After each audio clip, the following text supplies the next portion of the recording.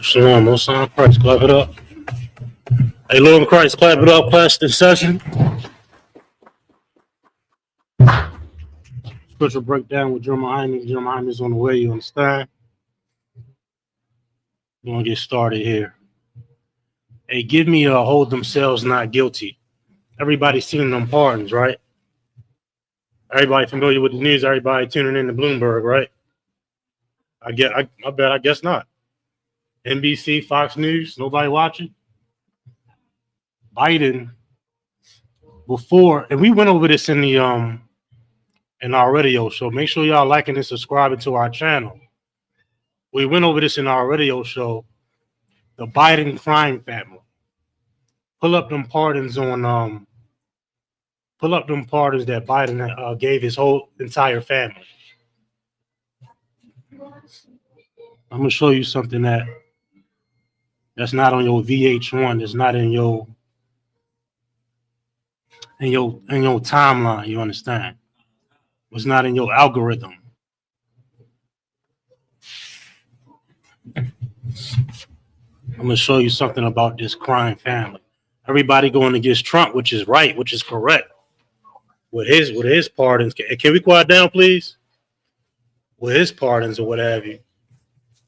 Nobody looking at the so-called Democrats. I like to call them the Biden crime family. Well, his son is a crackhead. Joe Biden and his family doing deals with China, getting money from China, getting money from Ukraine, and all this was documented. Also, this ain't just us saying it. He's a criminal.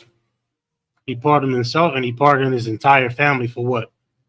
10, 11 years? Did we get that? You got an article pulled up? Korah, good now we got an article on that. You got the scripture? Read that. Zechariah chapter 11, verse 5. Mm-hmm. Whose possessions slay them whole. Who possesses slay them? Go ahead. And hold themselves not guilty. And do what? Hold themselves not guilty. They hold themselves not guilty. This is their nature. This is their culture. They don't even believe in their own justice system. For months, what Biden been saying, the justice system can't be the Department of Justice can't be politically manipulated, can't be abused. And then he go around and do what? Pardon his entire family. You got that for me? The pardons that Biden gave his own family. Biden pardons his own family. Not just Hunter Biden, the crackhead, his crackhead son, but his family. Let me show you something real quick, man. Surely the oppressor is the devil that the Bible speaks of. Surely.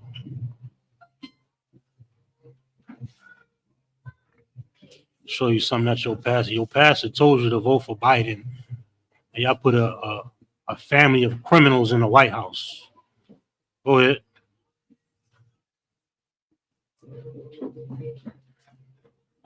Go ahead. Nice and loud. President Biden pardons 5 members of his family. Does what? He pardons 5 members of his family. Go ahead. In his last minutes in office. In his last minutes in office. Go ahead. Saying in a statement that he did not saying in a statement that he did so not because they did nothing wrong. Not because they did nothing wrong. Go ahead. But because he feared political attacks. Now listen, if they didn't do anything wrong, if they didn't commit a crime, how can you be pardoned? Pardons is for people that's been convicted. That means what? What that mean? Biden knows something about his own family.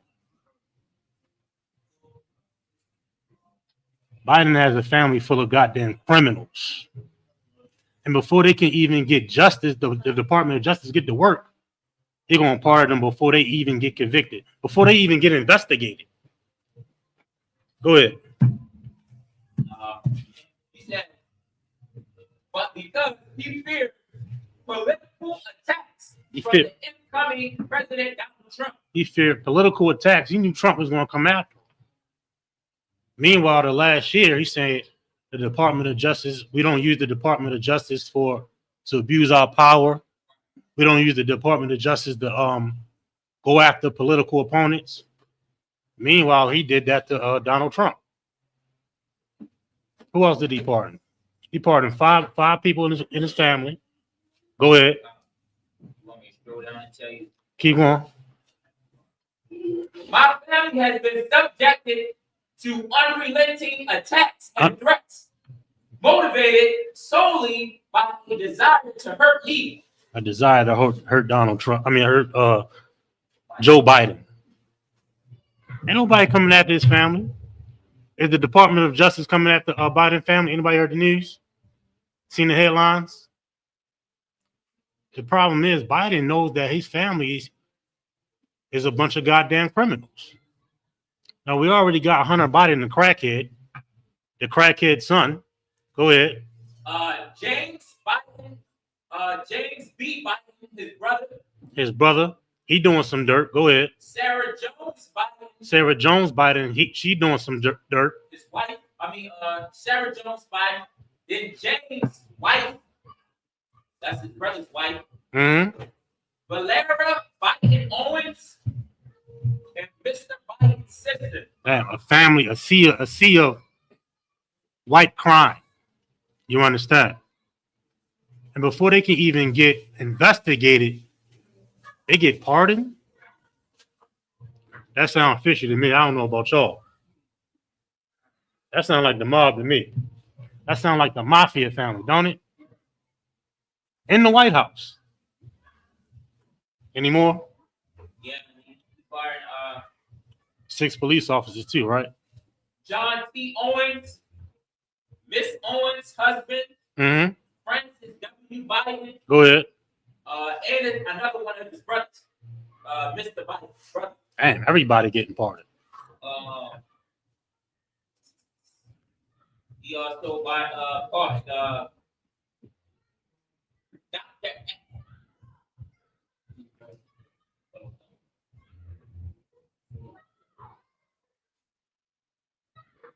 Okay, he pardoned Dr. Anthony Boston. Mm-hmm. No, it's fine. You can leave it there. The point is, Biden is involved in crime. Biden's family is involved in crime. Everybody understand? Who told you to vote for Biden? That's the question. Al Sharpton, Jesse Jackson, Creflo Dollar. Who else? Jamal Bryant. Give me Isaiah 9:16 real quick. You should be ashamed, man. And then we want to follow right after these goddamn devils. Try to get into politics, trying to be the mayor, try to be the governor. Talking about you're going to change the system from within. Meanwhile, you change. What's the man's name? Brandon Scott. Don't nobody hear from him. Would he show up at a rally? Show up at the AFRAM, the Artscape? Where we at?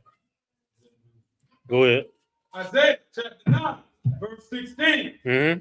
For the leaders of this people, the scriptures say, for the leaders of this people. Read it from the top. Slow it down. For the leaders. It says for the leaders. Who are our leaders? I just mentioned a few. Creflo Dollar, T.D. Jakes, Farrakhan, Jamal Bryant. Go ahead. Cause them to err. They cause us to make those mistakes. And then we put our trust into a family of criminals. We thinking they moral and upright and just.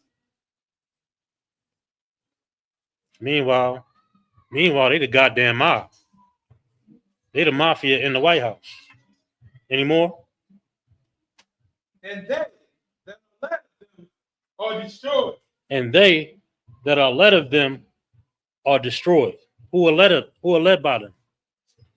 Blacks, Hispanics, and Native Indians.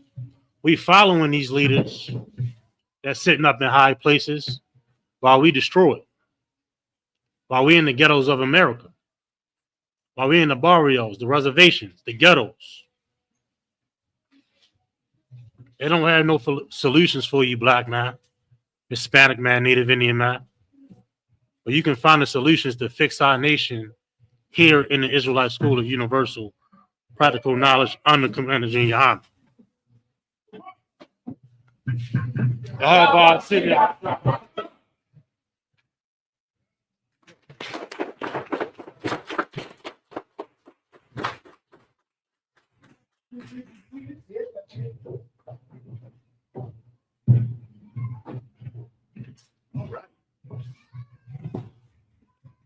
We're happy to be here with you tonight. I'll answer all of your questions, solve all of your problems, all right? Whenever you're ready, I'll take the first questions in the room or online.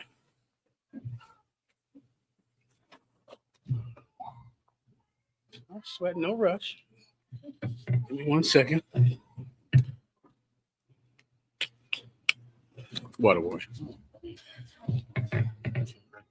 I appreciate it.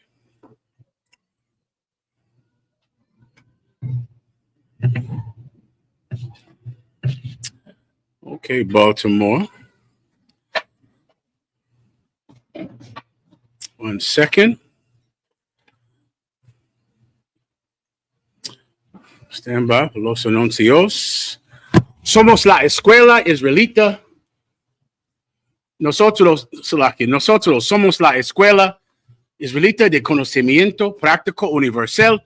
Comenzamos en 1 Oeste Calle 125, Harlem, Nueva York. Desde 1969, debajo del mando, General Yahana. With that, if anyone has any questions, I'll take them now. I'll take the questions online. Tonight's topic will be the destruction of the Black and Hispanic family and what part you have played in it. That will be tonight's topic. Most of us know what everyone else is doing in the Black and Hispanic family to destroy the neighborhood. So many of us complain about it our entire lives. Your mothers and your fathers complained about it. Your grandmothers and grandfathers complained about those kids on the block, about those boys on the corner. But what most of your parents never knew and never wanted to face is the part that they played in destroying the neighborhood, in destroying the Black and Hispanic family. We're going to go into that tonight, all right? Everybody understands? No questions. Everybody's good to go. Go ahead, Warrior. Uh-huh. Can I get a general breakdown on Micah chapter 7, verse 5, sir? No problem. Whenever you're ready.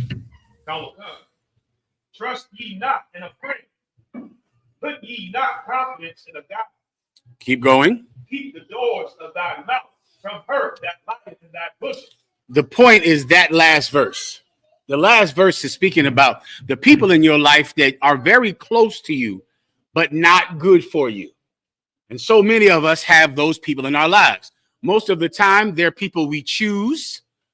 Many times, they are people that we have not chosen, but they're still in our lives. Mainly the people, your family members, the people who you love, you're close to them, but you can't trust them. And that's what you have to understand about having family members and friends who do not obey the Lord our God. And because of your attachment to them, you'll trust them. You'll believe them. You'll do what they want you to do. You'll yield to what they think is right and what they think is wrong. And of course, then you will betray the Lord your God. And then, of course, the last one, the one you trust the most, is that woman that lays next to you in bed. You trust her the most above all of your friends, above all of your guides. But of course, she does not love the Lord because you married some slut because she had a big butt, right? Or basically because she was easy to have sex with. That's mainly the biggest, most important quality in a woman for a man, is being easily attainable, which is why women try to make sure that you know that they are easily attainable. They'll make sure they have Instagram posts and make sure they can go on the internet to let every man know. Listen, it's not hard to have sex with me. If you're wondering, I'm easy to have sex with because women know that that is exactly what you're looking for. So you can't trust her. She's in your bed, but you can't trust her.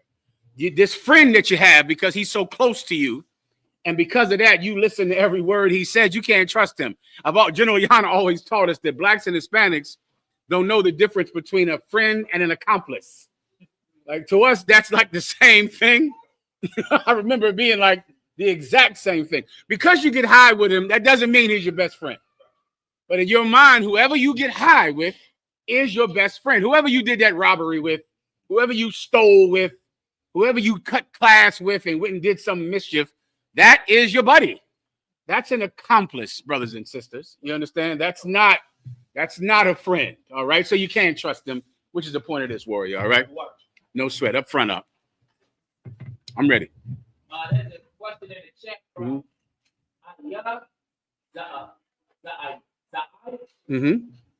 he said, Salakia Mali, with all humanity, humility, Salakia, may I have a detailed breakdown of Hebrews chapter 13, verse 16 through 18. Baba Kushal, my mom and brother had asked me, it's all right. Had asked why I followed after men, and I gave them this scripture, the water. Who asked him that? His mom and his brother, sir. His mom and his brother. His mom and his brother said he shouldn't listen to men. Why does he follow after men? And I would assume that means they believe he should not follow after man. Correct? Ask him, is his brother a man?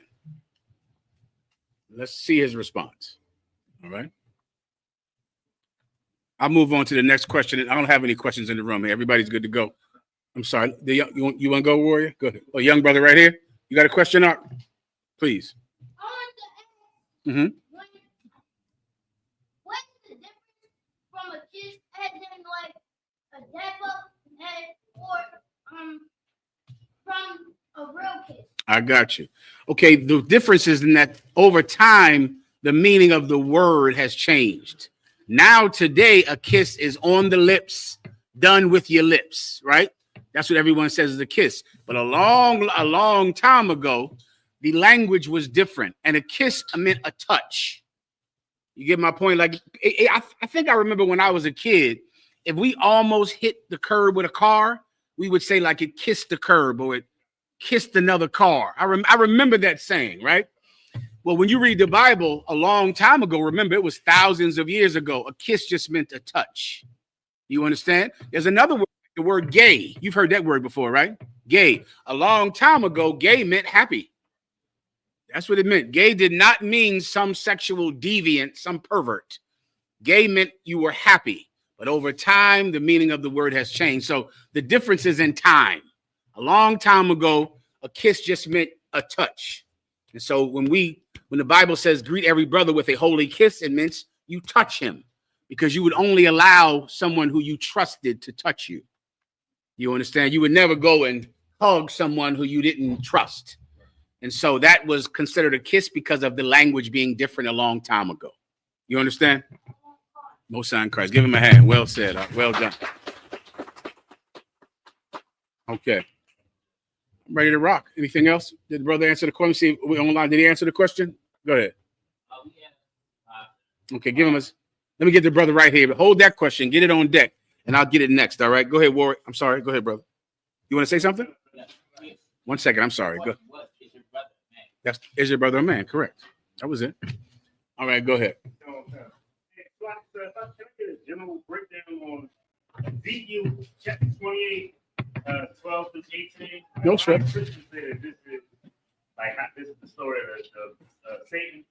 How Okay. he used to be an angel and he was a musician. I got you. I understand. Right. No sweat. I'm ready to rock. The water for the scotch. I can give yourselves a hand. Well done. That's good stuff too. Go ahead.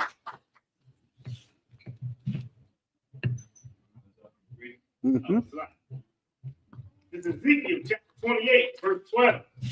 Son of man, take up a lamentation upon the king of tyrants, and say unto him, thus saith the Lord, God, thou sealest of the sun, full of wisdom and perfect in beauty. Verse 13, thou hast been in Eden, the garden of God. Every precious stone was thy comfort. The sardine. Okay, now you know who is saying in the beginning, at the top, who is talking about. I'm sure the Christians read that, right? The king of Tyrus is speaking about Tyre and Zidon, right? And when it says thou hast been in Eden, it's talking about those trees round about the garden. Are you familiar with that in the book of Genesis? Right? There were trees round about the garden. Those trees were family trees, meaning they were people, right? So you had two people who were the chosen people of God, Adam and his wife, and then their children that came after them. And then you had other people. You had other family trees around about that garden. The Assyrians were one of those trees, and that's where the Tyre and Zidon come out of, the Assyrian Empire. All you need is a precept that says that the Assyrians were like the great cedar trees in the garden, all right? That's in, I think, Ezekiel as well. Continue. Okay. Verse 13, thou hast been in Eden, the garden of God. Every precious stone. I'm sorry, did you say been an Eden or in Eden? Been in. Correct. Go ahead. Okay. The garden of God. Every precious stone was thy comfort. That means one second, let me break it down for you. They were rich. This is the reason that Adam and Eve were tempted the way they were to betray the Most High God, even though he gave them the Garden of Eden. He gave them everything they wanted, but they looked at these heathens and they had so much more. They were so much more wise and rich and powerful. And that's the reason that Adam and Eve were tempted to be just like them. Everyone understands. Go ahead. The sodium, topaz, and the diamond. That's just a list of the different stones that they had because they were so wealthy. Go ahead. The beryl, the onyx, and the jasper. You can skip down past the stones. Go ahead. The workmanship, thy tabrets, and of thy pipe was prepared to thee in the day. I'm listening. Go ahead. In the day that thou was created. That's speaking about the instruments, meaning the pipes, like like those things that are on an organ, those pipes, right? And the tabrons is where you get the tambourine, right? The tambourine is that's where that name comes from. Keep going. Verse 15. Thou hast walked up. Verse 14. Thou art the anointed cherub that covered, and I have set thee so. Thou wast upon the holy mountain of God. Now thou art the anointed cherub that covereth. Now, what do the Christians say that is talking about? What do they say the covereth it means? Has anyone heard them break it down like that? Go ahead, up. It's like a sir. My memory, I believe this is how they get Satan was in charge of the music. He's the angel. I got you. But what's the covereth part? What do they say? The cherub that covereth. What do they think that's talking about? I'm not sure, sir. No. Go ahead, Warrior. Like, if I remember in the Christian church, they used to say that was the angel that was like before the throne, that covered the throne. I remember They said that he covers the throne of God. Did they refer to any precept? Of course, because that is not what it's talking about at all. What he's referring to is the cherub, those cherubs at the four corners of the Ark of the Covenant, right? And it's called the covering of the Ark of the Covenant, or the seat of the Ark of the Covenant, because it covers the Ark of the Covenant, and that's in the Bible. That's what it says in the Bible. All right. It's not talking about Satan becoming some angel and playing music. For the life of me, I don't know why they play so much damn music in that church. They have to run that one down to me, because if all this is about pipes and tabrils that are from Satan, then the church is full of tambourines and full of pipes. So they'd have to explain that to me. But of course, this is not talking about some fairy tale that you tell a child right before you molest him. That's not what this is about. All right, continue. And I have set thee so. What's the? Can I give you? It's talking about how rich he is. That's it. That's why he's like those good, because those four images of those cherubs are made of gold. Remember all the stones, diamonds and topaz and all of this stuff. All of this is about being rich. That's everything the Lord is trying to say. is that he is rich, rich, rich. And at the top of the chapter, it tells you who we're talking about. It's there at the top.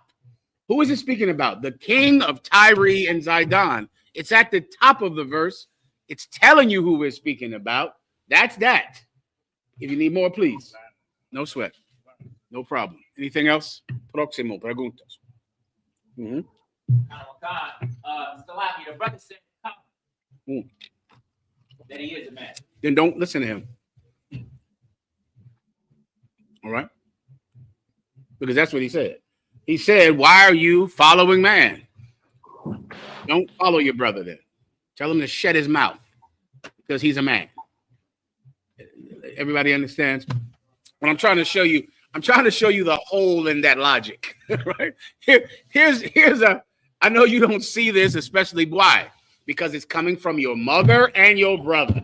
You can't trust them. We just went into that. What you'll find as you come deeper into the truth, your mother and your brother are the reason for all of your trauma, all of it. The reason you were so sick, the reason you came into this truth in pieces and we had to put you back together. It's because of them and the things you saw them do and the things they did to you. So now as you come into the truth, what do they say? You can't listen to no man. Just listen to me. Right. Aren't you a man? If I can't listen to a man, why do I have to listen to my brother who is a man? See, there's a hole in that logic. There's a hole in that. This is what they really mean. Don't listen to anybody but us. Right. That's what they call men. The only listen to me, I'm your brother. Only listen to me, I'm your uncle. Only listen to me, I'm your cousin. Only listen to me. Don't listen to no man. There's a hole in that logic, cuz. If I don't listen to men, why in the hell do I have to hear this garbage coming out of your mouth? Your brother's a man, so ignore everything he's telling you. Because you shouldn't follow man, and your brother's a man, and your mother's a woman. So forget both of them. Sister, please, I'm sorry.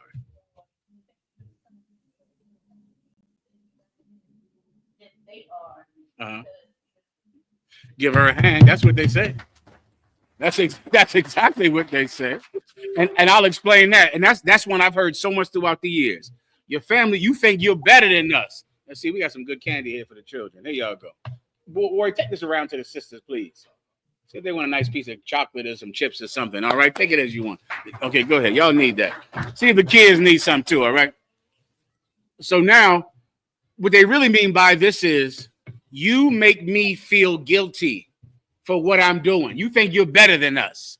When your mother and your father and your cousins and people in your life that when you were in the world, when they see you becoming a righteous person, you make them feel bad.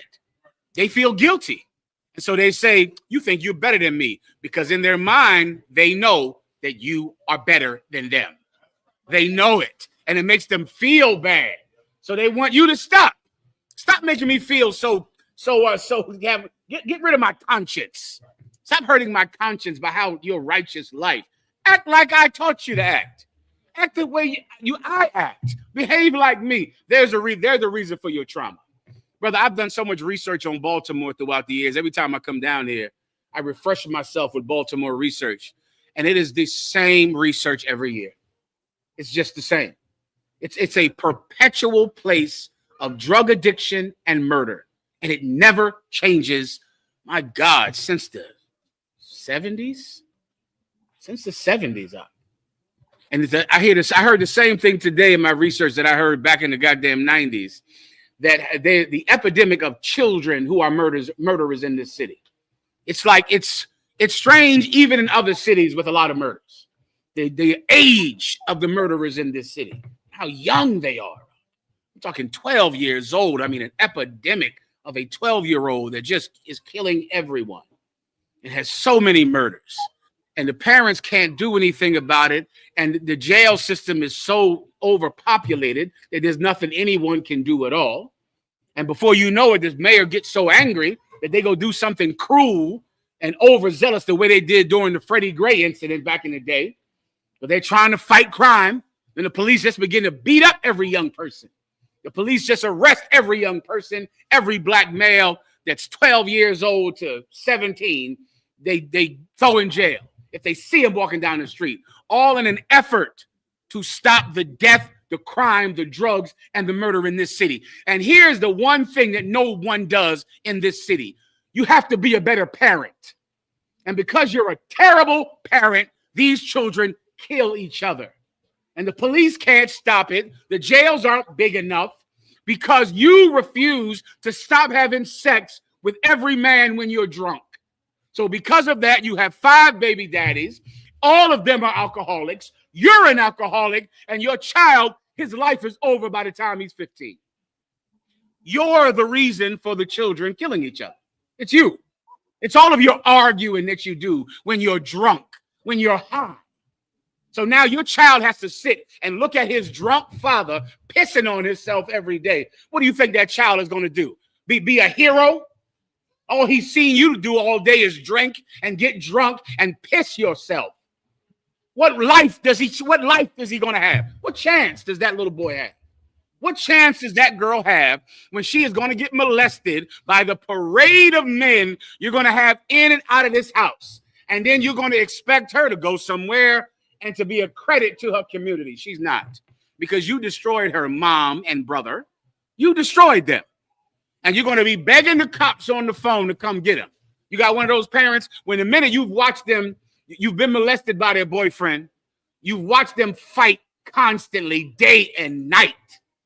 And then when you get out of control, your mom is going to call the cops on you. She's going to say, come get him. Come get him. I can't do nothing about it. You created him. You made that monster that's in that child. Tonight, we're going to go over it. I'm going to give you every precept about the things that you've done to destroy your children. We're going to talk about being a stinking, disgusting alcoholic. Being an alcoholic is a thing that is so crippling in your soul that it will be passed from generation to generation. The white man now had to reclassify it as a disease that's passed genetically. Genetically, because before you know it, what did he see? Time after time, father to son, mother to daughter, over and over and over again, everyone is an alcoholic. Every last one of them, because they pass that sickness, that misery, and the cure for the misery, the cure for the sickness. You pass it down to your children. Your child is going to be an alcoholic. That's what's going to happen. Your child is going to be an alcoholic. Oh, your daughter is going to be an alcoholic, and you know what that means, right? Your daughter is going to be a whore, so she can get more drinks, because she's going to be like mom. She's going to be like her dad. She's going to be just like you. You're going to change the way that you raise these children up. And please believe this, you are not going to have that behavior in the Israelite school of UPK. There is no one in this school more important than the reputation that Commanding General Yohana has built throughout the years, since 1969. I pray you understand. I know how you got like this. Your mom, your uncles, your friends, your high school buddies, right? The people you trust, right? The people that you trust. The people, your homeboys, right? They were there for you when you was at your rough times, right? Weren't they? Oh, your homeboys were there for you. I know they were. I know they were always someone that would give you coke. I know they would. They were there for you. They were with you. Some good brothers, man. Some real good brothers. Those brothers are the reason that your children are never going to make it. Them. And we're going to destroy the thought of them. We're going to wipe away any love that you have for them, any feeling of nostalgia that you have for the past. That has to go up. It's an enemy to your future. I pray you understand. Please, let me get the answer to the next question, all right? The next question is from Zabat Karaya. She said, Shalom Yahweh Bashim Yahweh Shah Barakatah. Can I get a general breakdown on 2nd Esdras, chapter 13, verse 52 to 53? No problem. If the brother needs me to, I'll break down that following man precept. I'll do it for him, all right? I just want him to take that back to his brother. As long as he promises me he's going to go back to his brother and say, well, are you a man? Say that to your brother. And when your brother says, huh? What? Huh? Then just say it again. Are you a man? The brother will say, yeah. Then you say, get out of my effing face then. since you're a man. I'm not listening to you. And then I'll give you the breakdown of what it actually is talking about. Go ahead, Art. Salakia, the same brother, he put a comment and he said, if I pay my Lord, please. they watch me, and they didn't tell me don't follow man. Oh. They asked, why did I follow man? Well, why do they think that you are following man? Because you're not following man. So why do they think that you're following man? Mom, you're out there watching mama. Why do you think that your son is following man? Why do you think that? Please, whenever you're ready, you can answer, Mom, all right? Okay, come on. Let's break it down for him real fast. Hold that question. Hold the last precept I was going to break through and give me the precept that he asked a question about. He's a very well-spoken and articulate man, and he asked an honorable question, and he worded it with grace and intelligence. And I will absolutely answer the question, but Mom has to answer my question. Why do they think that he is following man? All right, go ahead. Hebrews chapter 13, verse 16 and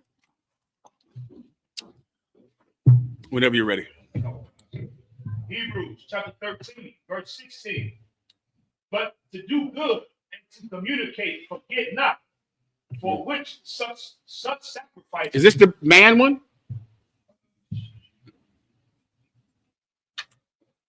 Well, was there not a precept? I thought he gave a precept to say he didn't. He did, sir. Is this it? Warrior, was there a precept that you gave, that your mother and brother gave you? Maybe I'm confused. If you didn't give a precept, then, okay, no sweat. Then you are not following man. I will explain what following man is. Following man does not mean following a man.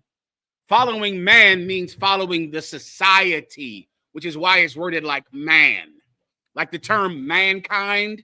You've heard that term before, right? Man is not a man. Man is the multitude of men. They're called man, right? Like mankind. Which in of mankind, you have woman and you have men, and they make up something called man. Man is plural. Man is not a man. Otherwise, you could not listen to Peter. You could not listen to Isaiah. You could not listen to Ezekiel. Who else is a man you could not listen to? Jesus Christ. You could not listen to a man, but that's not what it's talking about. The term man is Old English for society. Society. Another word for man is the world. The world just means popular society. Mankind means popular society. Why do we celebrate Christmas? Is it because Jesus Christ was born on December 25th?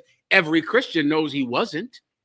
Every Christian knows that that tree has nothing to do with Jesus Christ. Well, Mom, why do we celebrate Christmas? Because man celebrates Christmas. Because the world celebrates it. Because everybody else does it. There are things that we do in society that have no basis in God. The basis is tradition. People do it. And we do it because people do it. We do it because our mothers do it. Our brothers do it. Our cousins do it. Our sisters do it. People at school do it. People that walk down the street do it. That's man. In the Israelite school of UPK, we do not follow man at all. Because man believes Jesus Christ is white. Man celebrates Christmas. Man celebrates New Year's Eve. Man celebrates Thanksgiving. Man sells drugs. Man murder each other. Mankind murders the weak because they're stronger. Mankind doesn't care about arguing in front of their child. Mankind doesn't care about that. Everyone does that, don't they? Isn't that what everyone does? Don't you just do what everyone does? That's the only criteria in your life. Does everybody else do it? So you do it. You do it. You do what everyone else does. Everyone else is man. What we follow in here are the men of God. Mama, look that up in the Bible. This man of God, profete de Dios, un profete de Dios, a prophet of God, is a man of God. But he doesn't follow man. Everybody understands? That's all you need, Mama, all right? But first answer my question, though. Why do you think that your son follows man? If she has the answer or he has the answer, I'll take it. All right. If not, I got to move on. Good to go. The second question is from. Second question was from Zabak Quran. She said, Shalom, Yahweh, Ba'ashem, Yahweh, Shah, can I get a general breakdown of 2nd Esdras, chapter 13, verse 52 through 53? No problem, warrior. I'm ready. If anyone wants to eat, y'all know y'all can get down, right? Just go ahead and grab your plates, all right? Go ahead. 2nd Esdras, chapter 13, verse 52.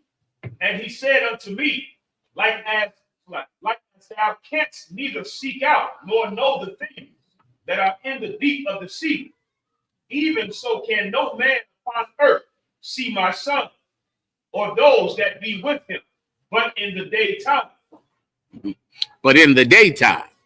What this precept is speaking about, this is a prophecy. Where is this at? This is 2nd Esdras, chapter 13. Right. Sir. This is a prophecy about Jesus Christ, right?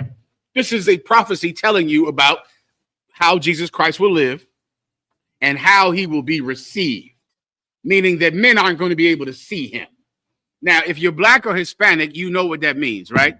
These people can't see Jesus Christ, meaning they don't understand him. They don't see him. The only way they'll be able to see him is in the day. What does that mean? In the day, when the sun comes out, when the light is out, then they'll see him and the men with him. Meaning Jesus Christ will be a man that no one will understand, no one will believe, everyone will hate until the light comes on, until the sun starts to shine. Then everyone will know that this man who we persecuted and killed because we thought he was evil, this man is actually the king of the nation of Israel. That's when the sun is out. That's when the light is on. This is a prophecy about him, and that happened. That was in the book of Esdras, but in the Old Testament, but that happened to Jesus Christ when he walked the earth. They couldn't see him. They couldn't understand him until the light came on. Everyone understands. All right, anything else? Then otra vez, please. Warrior, one more, please, Warrior, if you don't mind. Do your thing, all right? Another chaser, too, if you got it, all right? I appreciate you throughout. I ain't see it over there. I could have did it myself. I didn't notice the bottle there. But do your thing. You know, the bottle's right here, right? Rock it out. Come on. Go ahead. Whenever you're ready. Please. Let me get the brother in the room. Go ahead. Want to say the same verse? Mm-hmm. Verse 52, what it says? No, the things are in the deep of the sea.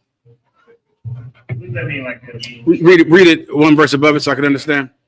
He said unto me, like as thou canst neither seek out nor know the things that are in the deep of the sea. Mm-hmm. Like, just be black or Hispanic. The things that Jesus Christ said were deep. Give him a hand. That's all. Remember, you're black. Just read the Bible like a brother. Like as you cannot seek out or see the things deep in the sea, you're not going to be able to see him. He's too heavy. The things he says, it's just too deep for you. You don't get it. You're not going to get it until the light comes on. Bing! Now I got it. The light just came on, right? The light is on in here. But when he was walking the earth, it was dark. It was dark. No, I thought water warrior. No one understood him then. Now they do because the light is on. All right. Anything else? No sweat. Go ahead, Ar.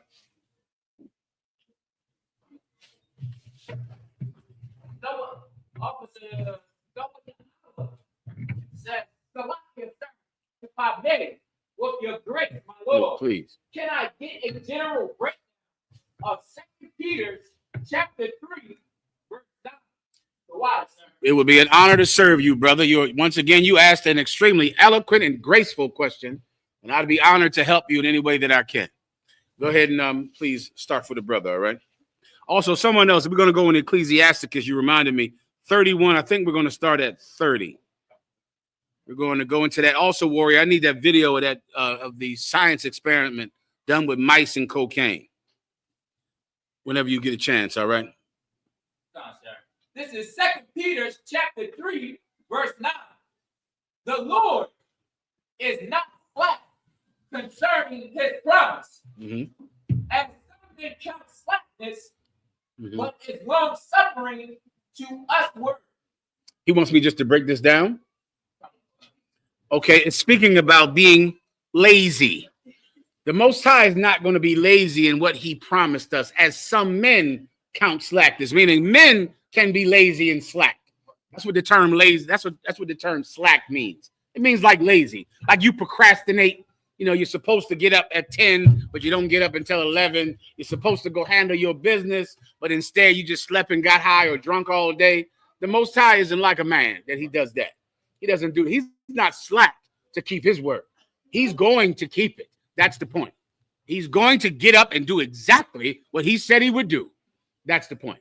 Is there anything else? Go ahead. Not willing. If his question was continuing, go ahead. That was it. His question. Solid. So just hang on to that for now. Just put it somewhere, store it to the side. Is there another question? Please, sister. Can they hear her online? Let me just make sure everyone can hear you. What? Yahweh Shemantha Bashim Yahweh Shai. Good to see you, sis. I'll tell your question to everyone. Go ahead and say it, please. John chapter 11, verse 50. Mm-hmm. Can you tell me why a man should die? John 11 and 50. Okay, let's start about 48. I think it might start. Why was a man selected to die? No problem. You want to go ahead, please. John chapter 11, verse 48. If we let me give the sister a precept she's going to need. You're going to need Romans, the 9th chapter. Give me the high priest in Romans, the 9th chapter, Kazak. The high priest went in and made a sacrifice once every year. There's a biblical basis for why one man had to die for this nation. All right. And the reason one man had to die for this nation is to do something that the law was unable to do when animals died for this nation. There was a time when animals died every time you committed a sin. A goat or a sheep or a turtle dove, which is just a dove. A bull would die, similar to the way that we pay fines today if we commit a crime. You get the point, right? You commit a crime, you go to court, brothers, you got to pay a fine, which is all court is about. Court is about just ripping all of the money you have out of your pockets, right? You get a ticket, a speeding ticket. It costs $300. Then this court costs. You go to jail. You got to pay for the time you were in jail.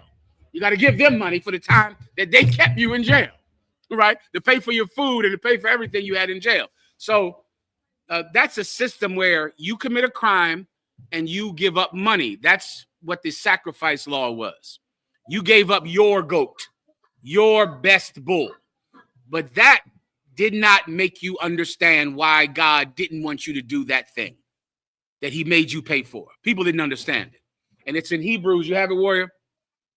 It's like the high priest. You know what I'm talking about, right? No. The high priest went into the temple once every year to make a sacrifice for himself and the people. The brother will find it for you, all right, while I break this precept down that you asked for. Go ahead, Ak. John chapter 11, verse 48. Go ahead. If we let him thus alone, all men will believe on him, and the Romans shall come and take away both our place and the nation. So just to make you understand their logic, their calculation, this is the Sadducee and Pharisee speaking about Jesus Christ. And they're trying to decide what to do with him because people are beginning to believe in him. Remember, he rose Lazarus from the dead. And when he rose Lazarus from the dead, you can imagine how famous he got. It was so amazing. They waved palms at him when he came into Jerusalem on an ass's colt, on a young donkey. The people came out and waved palms at him to signify that we are your servants. The Sadducee and Pharisee saw that. They were so afraid of it, they went and tried to kill Lazarus again. Did you know about that? They went and tried to kill him again, which tells you how scared they were that people would believe on him because of his miracles. So they had a meeting. They're having a meeting and they're trying to decide, what are we going to do about this cat? Now read it from right there again. Go ahead. If we let him thus alone, If we don't do anything, if we leave him alone, go ahead. all men will believe on him. Everyone is going to believe on him because he's doing miracles, raising the dead, healing the sick. and his words are against the Roman Empire. Like imagine doing a miracle, which is the proof that God is with you, but your words are completely radical to the government. The Roman Empire did not like what he was saying. And because of that, the Pharisee did not like what he was saying. So they said, if we leave him alone, go ahead. And the Romans shall come and take away both our place and nation. Do you understand what that means, sis? Break it down for me. If we don't do anything to this man, everybody will believe on him, and then to get them, the Pharisees and the Sadducees. Well, it said the Romans will come and take away our place and our nation. So if everybody believes in Christ, who will the people rebel against? Sister. It's right in front of you. Say it one more time. If everybody believes in Christ, the people will, say again. Give her a hand. Listen. Now, what does that tell you about what Jesus Christ taught? He taught against law in Rome. He taught against what? He taught against Rome. Give her a hand. He would have had to, right? Because otherwise, why would the Romans come and take away everything if they believed on him? Because Jesus Christ was absolutely a black radical. He was absolutely a black radical, absolutely a Hispanic radical. That's why the Sadducee knew that if we follow this man, the Romans are going to kill all of us. Now that should make you understand how people feel about us. Even fake Israelite groups think that we are what? Nuts and crazy and radical out of our damn mind. Everyone thinks that. They thought that about him too. Now you also should understand why that preacher got up there at that inauguration and said, he's Jesus and Jesus and Jesus. That preacher is trying to save your life. Do you understand? Martin Luther King was trying to save your life. They're terrified of white people. Terrified of them. And they behave in a way that makes white people comfortable. Jesus Christ, however, did not behave in that way. You get me now, right? Read it from the top and keep reading. Go ahead, warrior. Hold that throughout it. Keep going again. John 11:48. If we let him thus alone, all men will believe on him, and the Romans shall come and take away both our place and nation. What's their place? Their position as being leader of the Jews. The Romans are going to take away their place. Why will the Romans take away their place? Whoever can give me this, I'll be impressed with it. Why would people following Christ make the Romans get these Sadducees out of their place? Do you know, sis? If not, I'll ask around. Well, first of all, what's their place? Like a city within. Not like place means their position. Leaders. The Romans will take away their position if the people believe in Christ. Who put them in that position in the first place? Give her a hand. You understand? They know your preacher is in that position because white people made him in charge of black people. Martin Luther King was not chosen by black people. Baltimore back in the day could not stand Martin Luther King. Baltimore has always been a black radical city forever. And that garbage that Martin Luther King was talking back in the day did not fly down here. You better ask your grandparents. That old peace garbage did not fly in Baltimore. It was certain places where those big churches were, where it was accepted because white people made them accept it. Even in the South, in Memphis and down there, black people didn't like it, but white people did. And so white people paid him money, propped him up to be the leader of black people. The Sadducee and Pharisee knew that if the people believe in Jesus Christ, the Romans will take away our place. What's a place? Position. That's your place. And they'll take away our nation. How would the Romans take away their nation? They won't allow the Jews to govern themselves anymore. You understand? Like you're in a city where you have a black mayor, a black, police chief, black everything. If white people see that you're too radical down there, Before you know it, you got a white mayor, a white governor, a white police chief, white everything, because you're not keeping those niggers in check. Your preachers are paid by the Romans, paid by America to keep black people in check. Give me Malcolm X saying it about Martin Luther King. Pause 1 second, sis, and I'm going to break this all the way down for you nice and flat, all right? We'll keep going while the brother is finding it. Keep reading the precept, please. Verse 49. And one of them named Caiaphas. So now this was this cat, Caiaphas, not this one, the one with Malcolm X. This was one of the chief priests named Caiaphas. He was in charge at that time, and he had an idea. He said, what? Go ahead. Being the high priest that same year, Mhm. said unto them, ye know nothing at all. He said what? Ye know nothing at all. He told them, man, you don't even understand. We're not leaving him alone. We can't leave him alone. Because why? Because if we leave him alone, we're going to lose our job and the Romans will govern us directly. They're not going to let us govern ourselves anymore. Continue. Verse 50. Nor consider that it is expedient for us. It is what? Nor consider that it is expedient for What us. does the term expedient mean? Expedient means efficient. It makes sense. It is expedient for us. Go ahead. I'll give you a second. Go ahead. Nor consider that it is expedient for us that one man should die for the people. One man should what? Should die for the people. So this is just their logic. Their logic is instead of the Romans coming and us losing our job, them putting a Roman governor over Jerusalem, it's better that we kill this cat and so we can keep our jobs and keep governing ourselves. It just makes sense. Now let me play for you Malcolm X saying the exact same thing about Martin Luther King. Go ahead and play it out whenever you're ready.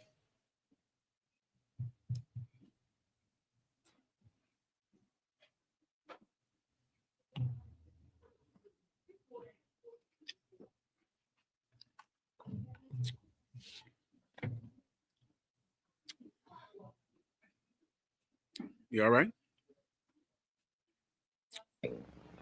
Preaches a doctrine of nonviolent Rewind, please. insistence upon the rights. All the way to the beginning. Reverend Martin Luther King preaches a doctrine of nonviolent insistence upon the rights Can you of see, the sis? American I Negro. can try to separate What is this. your attitude toward this philosophy? The white man pays Reverend Martin Luther King, subsidizes Reverend Martin Luther King, so that Reverend Martin Luther King can continue to teach the Negroes to be defenseless. That's what you mean by nonviolent. Be defenseless. Be defenseless in the face of one of the most cruel beasts that has ever taken the people into captivity. That's this American white man.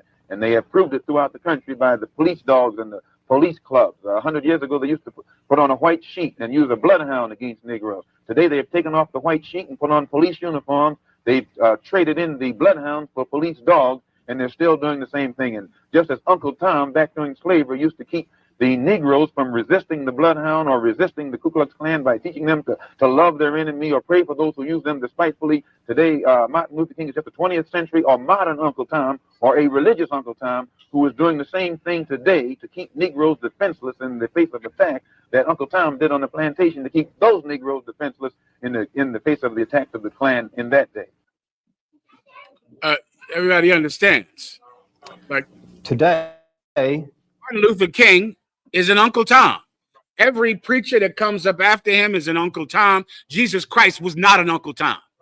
And that's why he was so dangerous to the leaders of Israel, because if every man believes in them, the Romans will come, take away our place and our nation. Caiaphas said, listen, I have a better idea.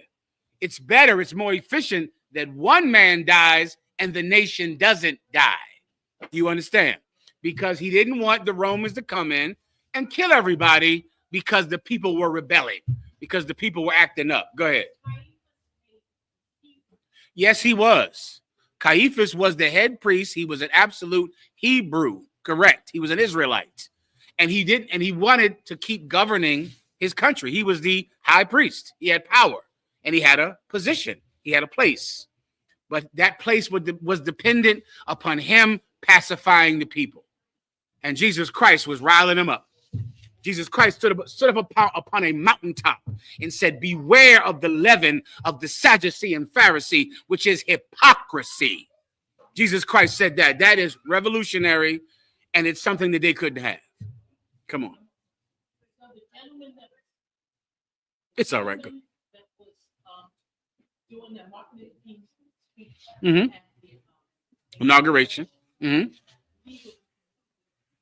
He being Uncle Tom. Yes, the gentleman at the inauguration speech would absolutely be considered an Uncle Tom. And very important to the understanding of the Bible, Jesus Christ was considered dangerous. The Romans didn't like what he was saying. The Sadducee and Pharisee knew that they only had their position because they could stop people like him. Do you understand? They could stop, which is why you have Nelly and Snoop Dogg. People like that are paid to stop you from feeling what you feel, which is abused by the government, abused by your oppressor. They need you to sing. They need you to dance. They need you to not think about it. And they're paid to do that. Jesus Christ was not. Jesus Christ was considered dangerous. That's why he died.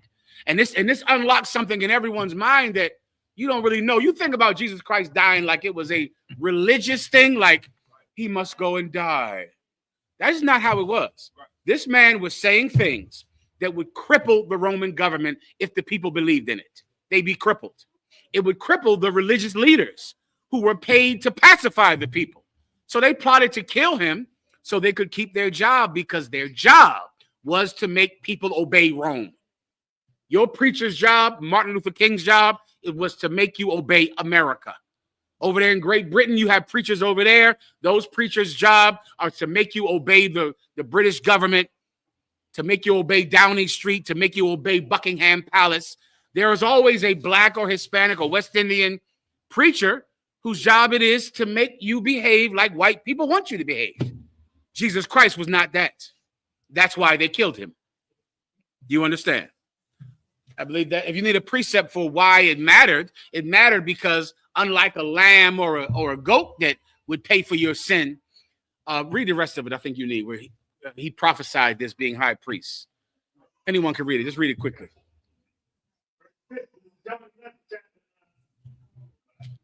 Verse 50. Nor consider that it is expedient for us that one man should die for the people, and that the whole nation perish not. Keep going. Verse 51. And this spake he not of himself, but being high priest that year, he prophesied that Jesus should die for the nation. You see, he didn't realize what he was saying. He knew not this of himself, but because he was high priest, the Most High God spoke through him because he was in the place of it. He was in the position. And this is a prophecy of what this death actually meant. They thought they were killing him just to make sure the Romans didn't get mad, right? That's what they thought. But really what happened is that this man was going to die so that we could live, because he would pay for the crimes that we committed.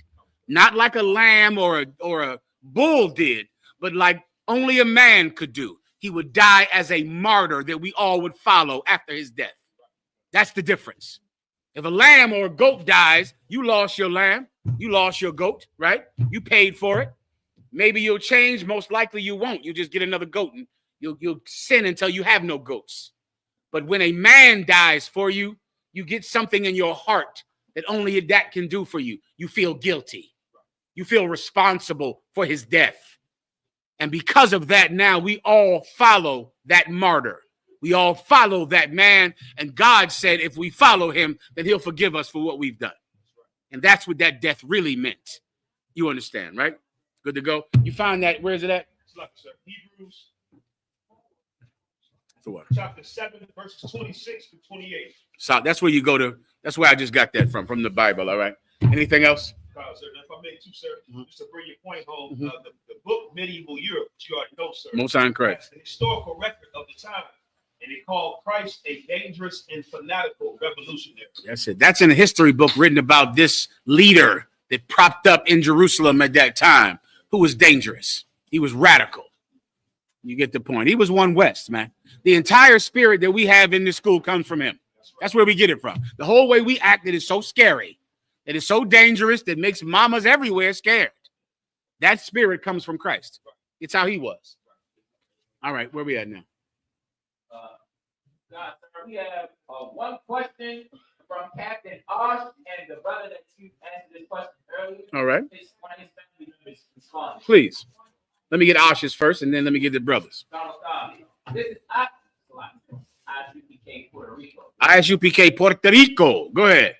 This is the sister is in the Dominican Republic. Tazaya Salah. Okay. Asks, how can I confront my parents without being disrespectful so that they understand that the school is right? Okay. Sometimes there is no need to confront your parents.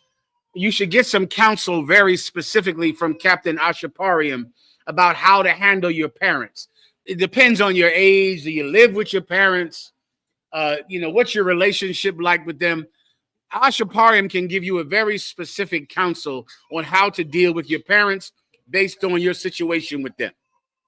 If you live with them and you're, 15 or something like that, then you have to deal with them differently than if you don't live with them at all. And if you're grown, you'll find if you're grown, you don't need your mama's approval. If you're grown, you damn sure didn't ask her if you could sell drugs. That always kills me every time I hear that. You come in the truth, it's like, well, what if my mom doesn't approve of it? I don't think your mom approves of you having sex with that girl on that couch downstairs in the basement either. I don't think you asked. Did you ask her about smoking that weed? Right. Like when you come into the truth, now you need your mom's approval. Now you can only do what mama says. I hear you. That's not, I don't think you thought like that though. I don't think your mom told you to go get in that gang or sell drugs or have sex with all them whores. You didn't ask her permission. You just did it. Well, what you'll find is when you come into the truth, sometimes you just got to go do it up. And mama is not going to like it. You don't have to confront her. Just do it anyway. Do it like you had sex with all them girls or when you gave out them blowjobs when you were a little girl and you're giving out blowjobs all through the high school. Did you say, Mom, should I give out the blowjob in gym class? No, you sure, Mom? Hey, Mom, should I sneak this boy in the house when you at work? Hey, sisters, did you ask your mom about that? Did you say, Mom, should I sneak this boy, climb through the goddamn window to the house and come in while you at work? You ain't asked your mom about that. You just did it. Well, when it comes to joining the UPK, just do it. Why ask her? What the hell? Now you need her permission now. This is the first time in your life you went to get permission from anything. Mom, should I fail every grade? I failed every grade, but I ain't asked. I went ahead and failed. I just went out and cut class. That's all. I never asked permission to cut class. Just join the school. Just do it. You don't got to confront her. Just do it anyway. Okay, but now besides that, talk to Captain Ashapariam and he'll tell you how to deal with your mother in more specific terms. Okay? All right, next.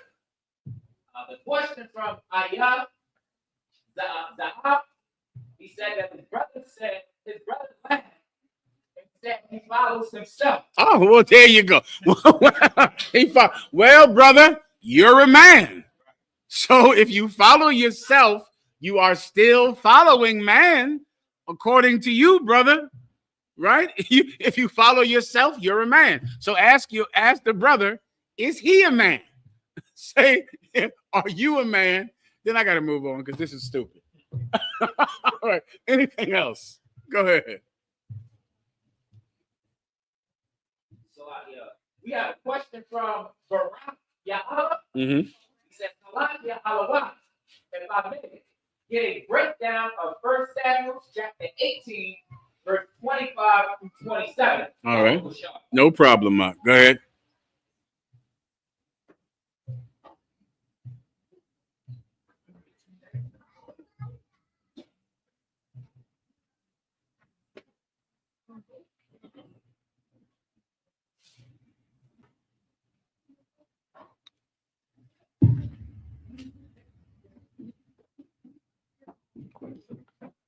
It's 1 Samuel chapter 18, and 25. And Saul said, thus shall you say to David, the king desireth not any dowry, but 100 foreskin of the Philistines, to be avenged of the king's enemies. He just wants a breakdown on this. This is when David killed Goliath, right? That's what it sounds like. When David killed Goliath and Saul was offering for whoever would step out on the field. Goliath is a big giant. Imagine this big cat. And this was done back in the day. This might have ended even in white society. This would go on during the time of the Greeks and the Romans, where if two armies were going to fight each other, there was a custom that instead of the armies fighting, you could pick one person out of each army. They would fight each other. Whoever won that fight would have to give up to the other one, right? And this is something that went on. This might have went on, a long time. I think it might have stopped with the Roman Empire. Well, Goliath did that. It was a time when the Israelites were about to battle the Philistines. And as is the custom, the Philistines said, instead of all of us fighting, you let your champion fight ours. So then their champion stepped out from among the Philistines, and goddamn, it was a 9-foot monster.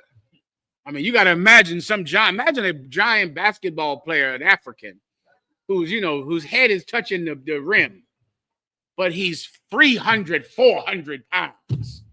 He is gigantic. His armor, you can't pick up. His helmet, you can't pick up. He stepped out in front of the Philistines and said, listen, just let the best of your men fight the best of mine. That's what the king of the Philistines did. And the best of his was Goliath. And so they're sitting out there, brother, waiting. And the Philistines are laughing at Israel, laughing because no Israelite would step up and fight this giant. None of them. Well, one day, David was this young cat who was taking food to his brothers. He was young and he would really not even be there. He would be tending to the sheep. But his father said, your brothers are out there about to fight the Philistines. Go run them some food. So David packed up some food to give it to his brothers. When David got there, he sees some giant standing in the middle of a field and nobody out there with him. And he said, what's going on out here? He said, yeah, that's Goliath. He challenged the whole army of Israel. And whoever fights him will get to marry Saul's daughter. And they will get gold and wealth and be Saul's king. And David said, well, why won't anybody fight him? And they said, and when he said this, his brother said, David, get out of here. Go back, leave, because I know how you are. That's what David's brother said to him, because David was just known to be a Judite that just liked to fight. He was a troublemaking Judite kid. And so when he said, well, why is it nobody will fight him? His brother said, leave, David, because I know how you are. David said, forget all this. David went and told somebody, listen, I'll fight him. I'll do it. You mean I'm going to get the girl? I'm going to get money? I'll do it. So then they heard him say it. They brought him before King Saul. And King Saul said this to him. Now, this is where we are right now. Go ahead and read it again. Verse 18 and 25. And Saul said, this thing got clipped, dog. I said something terrible, and this thing they done destroyed us up. I don't know. I didn't even say anything bad. I don't know what I said to destroy the whole internet. Go ahead. Thus shall he say to David, the king desires not any dowry, but 100 foreskin of the Philistines. Listen, the king, you want to marry my daughter? I don't want a dowry. Because remember, you paid a dowry if you wanted to marry someone's daughter. The king said, I don't want a dowry. I want 100 foreskins of the Philistines. That's what I want. I want you to go cut the skin off of their penises. I want them gone. It's a slang for he wants them to kill them. Because everyone else except for Israel was uncircumcised. So it's a way to say, you uncircumcised heathen, I'm going to take 100 of your foreskins. It's meaning I'm going to kill 100 of you. So Saul doesn't want money for his daughter. He wants the Philistines dead. That's what he wants. Keep going. To be avenged of the king's enemy. Mm-hmm. But Saul thought to make David fall by the hand of the Philistines. Okay, I think, no, I'm not. This is not the story of David and Goliath. This is farther out after David killed Goliath. This is when David was just he was now in the army of Israel, He was rough and tough and famous, and Saul was jealous of him. All right, that's what we're reading about now. What was the question in specific? That's what this is not David and Goliath. This is afterwards. Go ahead. All right, so this is the time when King Saul wanted David to die because King Saul was jealous of David. He was jealous. David began to just be so powerful and rough. And remember, King Saul sinned against God when he refused to kill every last one of the Amalekites. And God was against King Saul. And King Saul knew that God had turned his back on him. And the Lord was facing David. David was shining and glowing and more powerful. And it began to make King Saul feel very threatened by him. So then he plotted on ways to just make David fail. He wanted David to die in a war. So he says, I don't want a dowry. I want you to go kill 100 Philistines, hoping that David would run out there, try to kill all these Philistines, and then David would get killed. You get my point? That's the point of this. Keep going. Let me know when we're done. Go ahead. Verse 26. And when his servants told David these words, it pleased David well to be the king's son-in-law, and the days were not expired. You see that? When David heard this, he said, great. You want 100 foreskins, you getting them. That's how David was. David was a man after the Lord's own heart, brother. David was a warrior. He was a goddamn warrior. He was a killer. That's who he was. He loved to fight. He loved it. It just brought him such pleasure to be able to have the Lord guide his hand in battle. So when he heard this, he was happy about it. Keep going. 27. Wherefore David arose, he and his men, and slew the Philistines 200 men. He did it. Saul thought he would get killed. Instead, the Philistines got killed. Keep going. And David brought them foreskins, and he did it. He went there, killed these men, cut their throats, pulled their pants down, cut the foreskins off of their penis, and then said, here you go, my lord, as ordered, just like you asked. Saul thought he was going to get killed. Instead, the Philistines lost their foreskins. Continue. And they gave them in full tale to the king. They went and told the king about what David did and gave him 100 foreskins, just as they were ordered. Continue. That he might be the king's son-in-law. Because they wanted David to be the king's son-in-law. Continue. Saul gave them Michal, his daughter, to wife. That's what happened. Everybody gets it, all right? That's the breakdown if you need it. Anything else? Can I get in my topic now?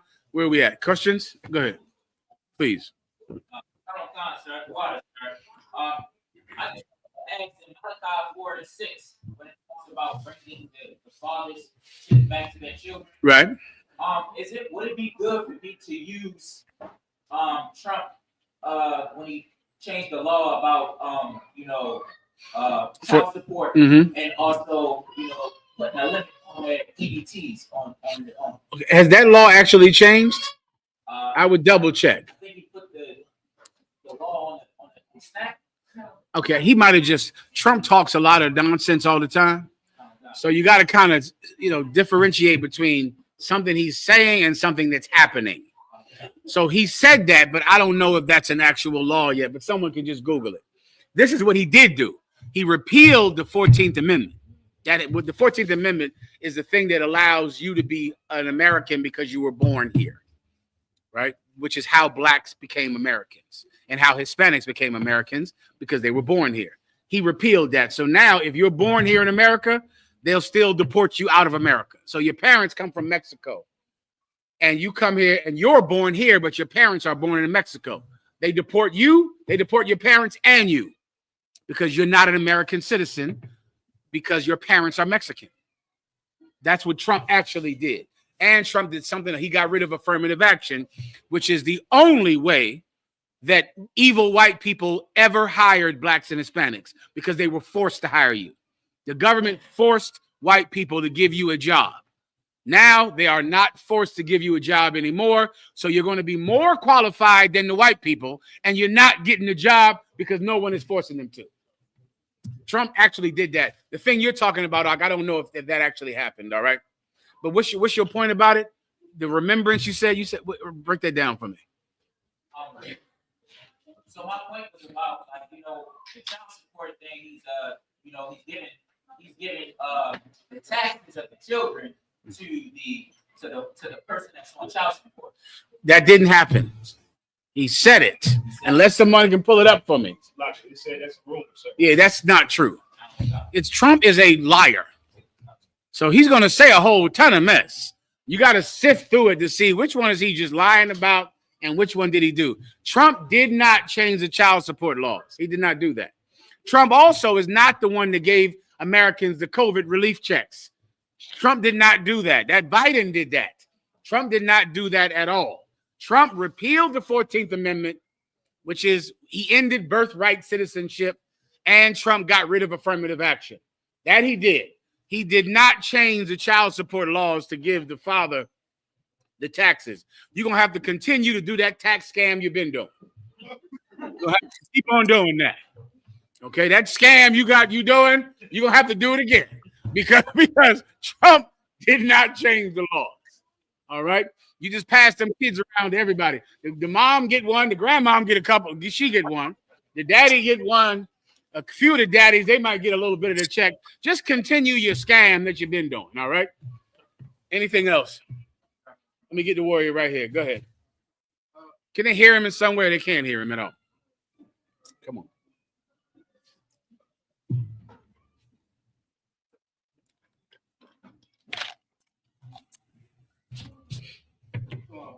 Shalom, warrior. Mm-hmm. 2 Samuel 12:13, when David slept with Bathsheba, Yeah. He had him killed. Had him killed. Right. Go ahead. So when David approached him and told him what would happen, Right. He said, David said, 2 Samuel 12, verse 12, 12, verse 13. Mm-hmm. And David said unto Nathan, I have sinned against the Most High. Nathan said unto David, the Most High also hath put away thy sin, thou shalt not die. And then I compare that to 1 Samuel 15, when Saul had sinned, Mm-hmm. and it says, 1 Samuel 15, it says, Mm-hmm. and Samuel said to Saul, I will not return unto thee, for thou hast rejected the word of the Most High, and the Most High hath rejected thee from being king over Israel. Mm-hmm. So my question is, how come when Saul sinned, the Most High completely rejected him as being king? But when David said, it said, the Most High put away his sin. I'll explain. Let me explain to everyone what your question is. There was a time in Israel, right, when King David had sex with another man's woman. He committed adultery. Then when the woman got pregnant, because the woman's husband was so loyal to him and so faithful, he sent the woman's husband to the front line of a battle, believing that he would get killed, so that then he could have his woman and have the child, and it would be lawful in the eyes of the people because they would think that he had the baby after the husband died. So he orchestrated this man's murder because he had sex with his wife. You understand?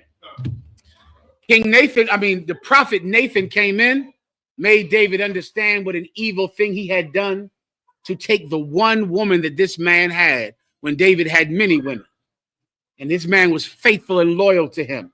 David fell on his face, and Nathan said, prepare for the Lord's judgment. David fasted for 3 days, didn't eat or drink, laid on the floor. At the end of the third day, they came in and they said, David, your son is dead. That was the Most High's judgment, was to take his son. And David's son died. The child he had from Bathsheba, the Most High killed. David got up, washed his clothes, and ate. That was the Most High's judgment. King Saul was a king over Israel before King David. King Saul was told to kill every last one of the people of Amalek that lived in this city. He said, kill all of them, kill the sheep, kill the lambs, kill every living thing, burn down the trees. When the prophet came in, he heard, bah, bah, bah. He said, what the F is this? Why am I hearing animals? You were told to kill everything here. King Saul said, well, you know how Israel is. They kept the best of the sheep. They kept the expensive sheep, the sheep you can make money with. And they also kept the king of Amalek, Agag. They didn't kill him either. Why not? Who knows? They kept the best of the sheep because they were expensive. Why did they keep the king alive? Who knows? Understand white people by getting this question right. Sister, They were doing it for money. give her a hand. That's all you need to understand white people. Yeah. Agag alive, you can make money off of, right? Because you can get a ransom for him. You can get some money for him. The sheep alive, you can sell. They kept the king of Amalek alive for money. Well, the prophet of God, I believe it was Samuel. Samuel said, because you've done this, the Lord thy God will no longer be with you. And he said, bring King Agag to me. King Agag came out there creeping, all slow. He said, surely the time of death is past. Surely you're not going to kill anybody else. You've killed all these other people. And the prophet Samuel, this is so, I could cry from even saying this because it's so beautiful to me. Samuel said, because as thy sword has made mothers childless, so shall thy mother be childless. And he took out his sword and he hacked him in pieces. And it's beautiful. It's just a beautiful, beautiful precept. He went to King Saul after that and he said, God is not going to be with you anymore because you did this. Then after that, King Saul felt guilty. King Saul realized that God was not with him. And he had this young cat coming up in his military who God was with. You could see it in every battle. You could see it in everything he did, that God was with this man. He got nervous about about David, was scared of him taking over because he knew that Samuel said, God is not with you. Then after that, he went to a witch. He felt so scared because Samuel then died. He was so scared he would not be king anymore. He went to a witch to talk to Samuel. When I say a witch, I mean, those seance people that women love to go to. You get to talk to your grandmom and all that. He made a law against it. And then he went to one. And before you know it, the witch had a real vision for the first time. Because that's a hustle and a lie. And it was Samuel. And Samuel said, you're going to die for doing this. And then he was killed by the Philistines. So to your question, why did the Most High God allow David to be king and did not allow Saul to be king after he did this? And the answer is the Most High's judgment based on your history. And that's how all judgment works. You're going to see the same thing in the Israelite school of UPK. In the Israelite school of UPK, there'll be one brother, he'll be kicked out of the school for doing something. Then this brother will do it. He won't be kicked out of the school. And you'll wonder why. If you ask, I'll tell you, because I'm going to be the one to kick him out. So I'm the one you should ask. Because Commanding General Yohana, we have a good system in here. He brings the men in and I kick him out. And that's our system. Okay? That's how things work. He fishes people in. I do everything I do to kick him out the school the minute he brings them into the school. So now you should ask me about it when it happens to you. You ask me why I didn't kick this brother out, but I kicked you out. You can just ask. I'll tell you why. It's history, young man. It's history. And your history talks about your potential in the future. So this brother, David, did this terrible act of adultery. Did he lose the kingdom? No, he lost his son. David didn't have the terrible history that King Saul had. King Saul had already not killed the Amalekites. Then he went to a goddamn witch. Enough is enough. Do you understand? Remember, after he didn't kill the Amalekites, he was still king. He was king and chased David all over the country trying to kill David. When David did nothing wrong. Tried to kill David over jealousy for years. He was still the king. David had to starve. David and his men were in caves, starving, running from their own government. David was in such hunger that he had to go, and David went and had no weapon and had no food. And the priests of this city went and gave him the sword that he donated to them that was Goliath's sword. That's the only sword David had. The priest gave it to David because he was on the run from King Saul. David had no food. The priest gave him the showbread, which was unlawful for anyone to eat who was not a priest. They still gave it to David because David was starving, running from King Saul. You know what King Saul did when he found out? Do you know the story? Break it down. Well, King Saul pursued David Microphone. Make sure everyone can hear him. Come on up.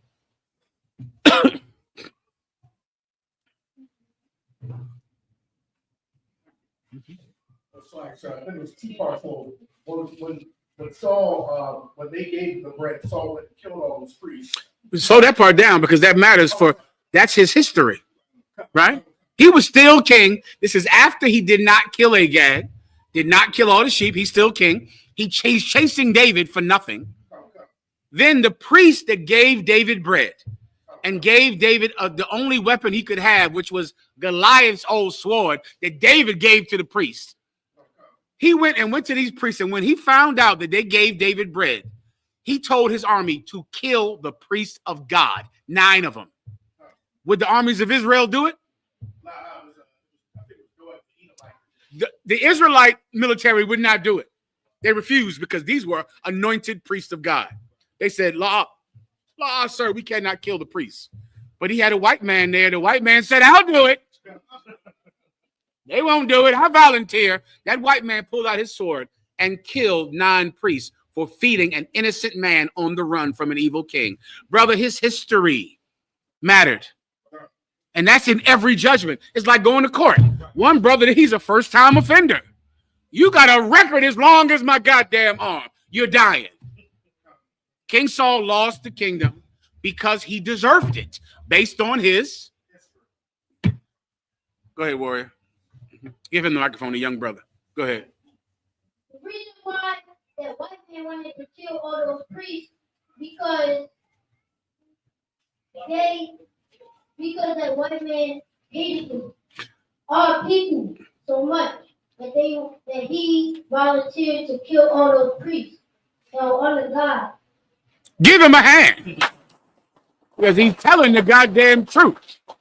The Holy Spirit is with this young brother. He's absolutely correct, and he said it like an officer. Well done, warrior. Well done. Good job.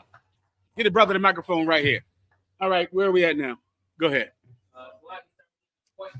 Good to see. Shalom, brothers. Go ahead. We have a question from headquarters. Go ahead, headquarters. All right, go ahead. This is the question from headquarters. They asked for a general breakdown of Deuteronomy chapter 32, verse 8 through 9.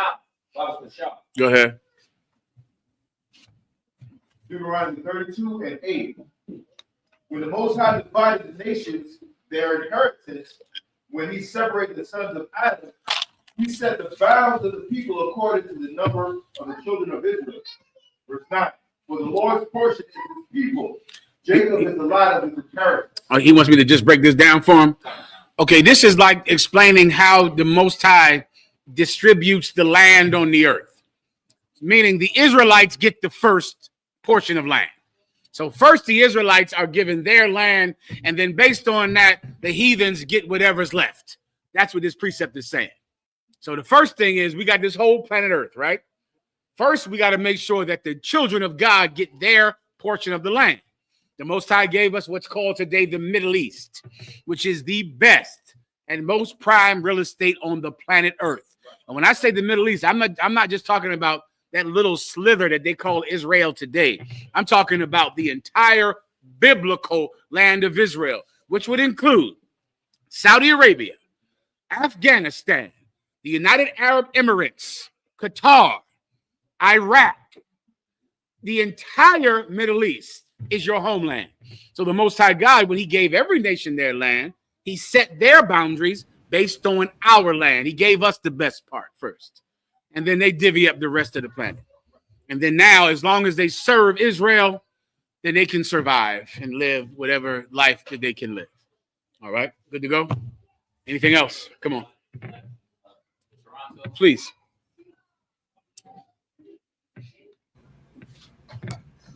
Shalom, sir. I have a question in Proverbs chapter 11. I'm ready. Sure. I'm ready. Go Sir. ahead. The question is in Proverbs chapter 11. Sir. Proverbs chapter 11, verse 1. What is the false balance? That's my question. Proverbs 11:1. What is the false balance? Let's read it. Also, after this, let's go to Khan. 1 second. Someone will read it. Did you want to read it up? Toronto? Sir. You can read it up. Go ahead. Proverbs 11, verse 1. A false balance is a Okay. A false balance is an abomination to the Lord. I will explain. But a false balance is his delight. Toronto, I'll explain it to you, okay? A balance is a scale. A scale. A false scale is a scale that is lying about the weight. A scale that lies about the weight is lying to cheat people out of money. And it's an abomination to God, because if a scale is wrong, then that merchant is a thief, and stealing is against our law. So I go to buy fish. You see the scale at the market, right? You go to buy fish. I want 2 pounds of fish. The scale says it's 2 pounds. Really, it's a pound. That's a false balance. And that's an abomination to God. But a just scale meaning it says 2 pounds, it is 2 pounds. That is fairness. That is justice. And that's the only way that we can be together and have peace with each other. Like, what breaks our peace? Us violating each other. You get my point, right? If I go and I steal your car, then how can we have peace? If I sleep with your wife, then how can we have peace? If I steal a pound of fish from you every time you come to my store, then you're going to have to come back to this store with a baseball bat. That's what happens. Like, our violations that we commit against each other is the reason that we don't have peace with each other. And so many of us wonder why black people just can't get along. Black people can't get along because you steal from them. If you're shorting brothers and you're stealing from men, if you're gypping them out of money, then how are you going to have peace with someone who you're violating every day? We can't have peace. Why? Because you're sleeping with his wife, Huck. That's why we can't have peace. So many of us, you want peace, but you want to continue to violate each other. Well, you are disturbing the peace of this nation, and you're getting killed. You're getting killed because your scale is false. You're going to die.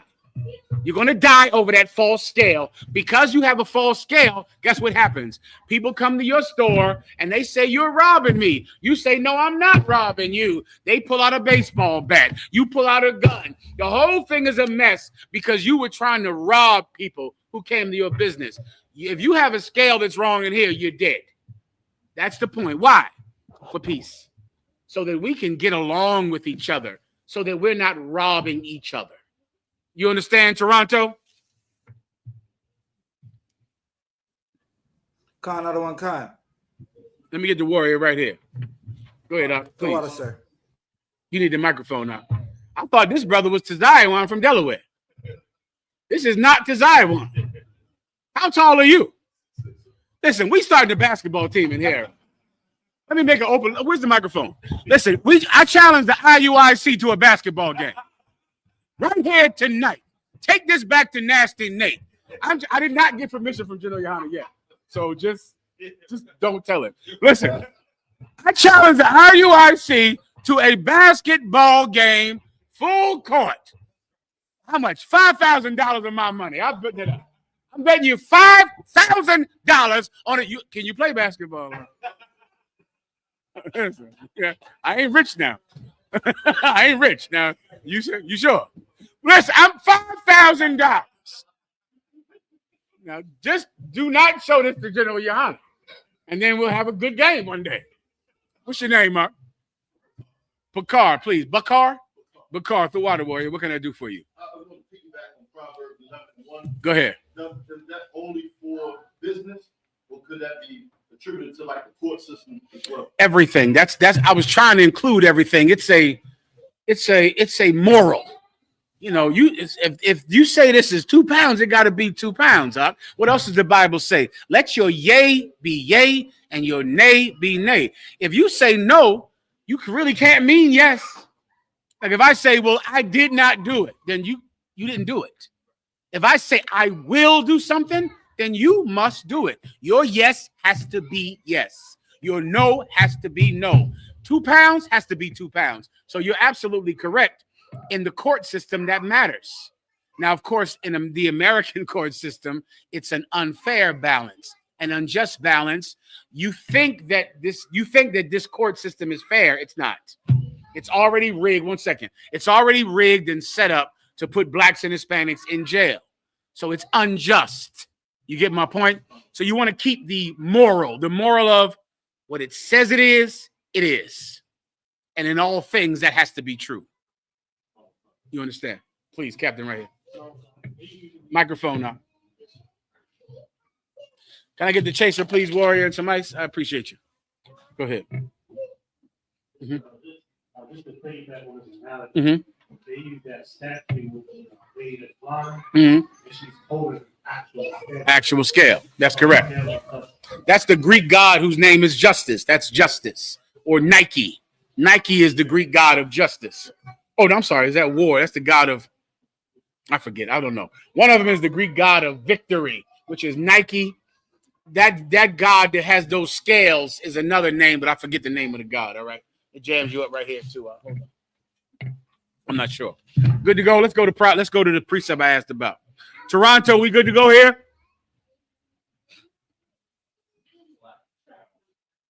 No problem. Sir. Let me. Okay. Any more questions, Toronto?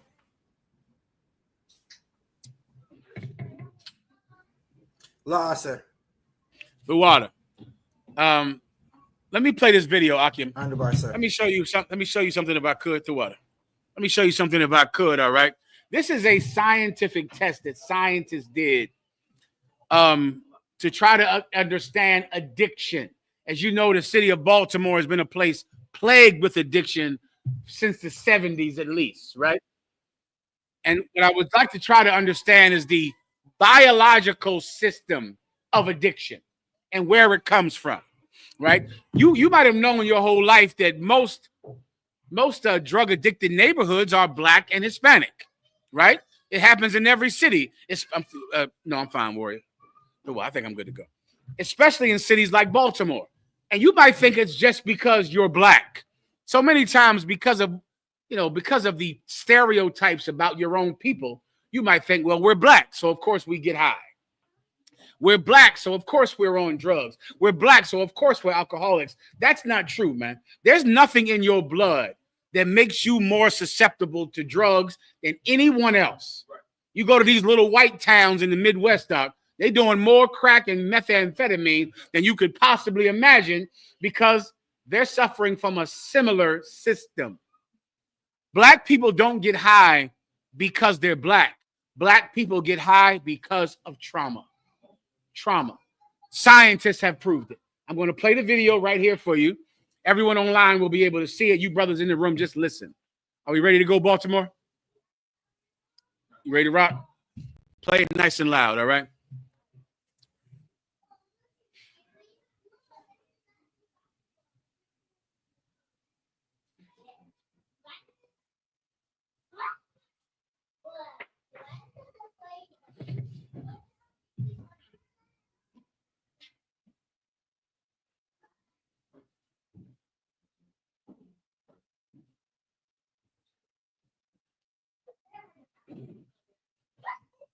They will press a lever for cocaine until exhaustion. From the beginning? But if that cocaine is then taken away, that behavior will press a lever for cocaine until exhaustion or death. But if that cocaine is then just tell everyone, okay, this is the test that they did when they gave rats cocaine, meaning there was a little lever in the rat's cage, and if the rat pressed the lever, the rat would get cocaine. Well, once the rat tasted cocaine, then that rat would press that lever for 24 hours. Just it. The rat would just do like this right here, pressing the leather. And they stopped letting cocaine come out. So cocaine would come out one time, the rat would taste it, love it, get addicted, and then for an entire day, the rat would do this, press the lever. But no more cocaine came out. It only came out one time. After a while, the rat would stop pressing the lever because the rat would then get over his addiction because he didn't get any more cocaine. Like if you stop smoking weed, it would hurt in the beginning. In the beginning, you would want more weed. After a while, time would go by and you would no longer have the desire to smoke weed. If you smoke cigarettes in the beginning, you would want more. But after a while, as long as you don't get any more, you would not have a desire. Cocaine, alcoholism, sexual perversion. In the beginning, you want it. You want it. But as long as you do not get any, your body will build up a resistance and you won't want it anymore. But keep playing the video. Play it from the beginning. Will press a lever for cocaine until exhaustion or death. But if that cocaine is then taken away, that behavior will extinguish, which means that the mice will eventually just stop pressing the lever, right? Because they're not getting any cocaine. Totally makes sense. And then they'll go off and do something else in the cage. But if they're then exposed to a very painful foot shock, right? So a very extreme physical pain, which you could equate to a serious life stressor, the first thing the rat will do is run over to the lever and start pressing for cocaine, which tells us that once our brain has discovered a drug that releases a lot of dopamine in our reward pathway, even after we stop using that drug, if we are exposed to an extreme stressor, our brain will tell us immediately, go and do that thing that gives us a lot of dopamine because you are under stress and I need to be relieved of stress. This is a scientific experiment that has proved and explained why Baltimore has never gotten off of drugs. Why Baltimore has never gotten off of alcoholism. Because Baltimore is oppressed and under stress. And that stress is proven by scientists to cause drug addiction. They proved it. They proved it. Martin Luther King, give me the Martin Luther King video. Martin Luther King in the 60s, before the March on Washington, he knew that Black communities were being oppressed. They were being oppressed. Your forefathers have been starved in this city. The factories are gone. Everything that you had to be able to feed yourself and to take care of your family is gone. And Martin Luther King knew that white people were given help that you were not given in Baltimore. You were not given in D.C. White people got that help. And because they got that help, they didn't have the stress. They didn't have the trauma. And because they didn't have the trauma, they don't need the heroin. They don't need the coke. They don't need the weed. They don't need the alcohol because they're not getting the trauma. I'll play it for you. This is Martin Luther King talking about this. It's in black and white. It's before the March on Washington. Go ahead and play it. They built land-grant colleges with government money to teach them how to farm. Not only that, they provided county agents to further their expertise in farming. Not only that, they provided low interest rates in order that they could mechanize their farms. Not only that, today, many of these people are receiving millions of dollars in federal subsidies not to farm, and they are the very people telling the black man that he ought to lift himself by his own bootstraps. And this is what we are faced with, and this is a reality. Now, when we come to Washington in this campaign, we are coming to get our check. Stop. To get our check. That was the real purpose of the March on Washington. It was not to make you happy with white people. It was not to end racism and to make you get along with white people. It was supposed to be to get black communities the money that white communities were getting. They were getting land grants. They were getting all type the GI Bill. They were getting housing preferences that made white people be able to climb up from poverty and climb into the middle class because the government gave them money.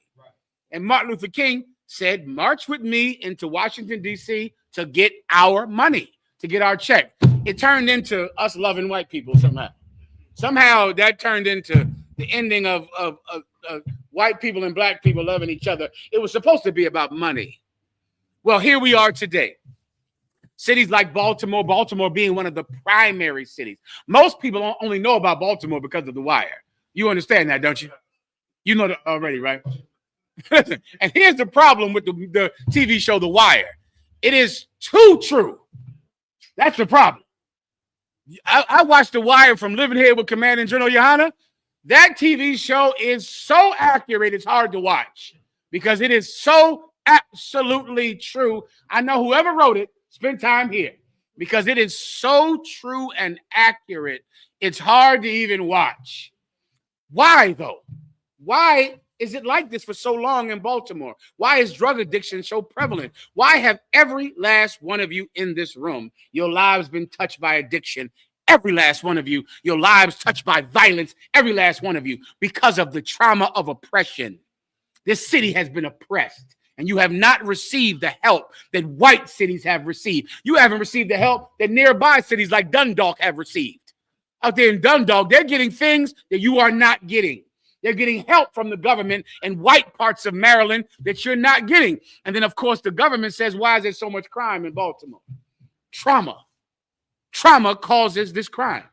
Because the minute that you're suffering and you're in pain, and then you taste cocaine, you taste heroin, it ends all of your pain. And then if you were to stop and not get any more, you can get off of it. You can be reformed like we've done in the UPK, as long as you don't do it anymore. But then trauma comes and you want more cocaine. You want more weed. You want more alcoholism. Why is that important to you? You're causing your children that kind of trauma.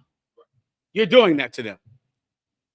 If you're arguing with your husband day and night in front of your child, you're giving your child a good reason to get high. You're doing that. If you're fighting and arguing all the time in front of your kids, you are giving your child a good reason to need drugs. They're going to need drugs, your kids. You are giving that child that is already traumatized by not having money, by not having the grants and the government funds that white people get, by not having the resources because of racism that white people get. They already have trauma. And here you are getting drunk all goddamn day. And your child sitting somewhere in the room. Tell me, when you're arguing because you're drunk, does your child cry? There's a few types of children. There's a child when they're watching mommy argue with her boyfriend or mommy argue with daddy, some children will cry. Raise your hand if you know what I'm talking about. They'll say, stop, stop. They'll cry. Other children will not cry. They'll just watch. They'll just look at it. Another child might go hide under the bed or hide in the closet. That child is going to need drugs. They're going to need it. You are traumatizing your children. You're doing it. You're oppressing them now. You're doing it. And you know why you're doing it? Because you are so focused on your own pleasure, on ending your own pain, that you don't care that you caused this child pain. That means nothing to you. You're like an addicted rat. They said that rat will do this unto exhaustion and death. They'll keep doing it. That's you with alcohol. That's you with drug addiction. That's you with the pills and the filth that you put into your body because your parents were just like you. And because of that, you need it. And now you'll give it to your children. Give me this precept right fast. What did I ask for earlier? Give me Ecclesiasticus in the Apocrypha, 32. Not yet. 1 second. Skip down to, I'm not even sure. Hold up. Stand by. Stand by. We're going to go to Ecclesiasticus 31. Ecclesiasticus 31. This is an excellent chapter you should all read.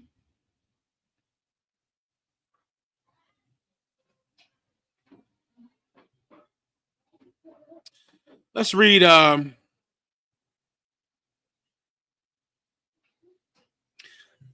read 26 on down. Go ahead.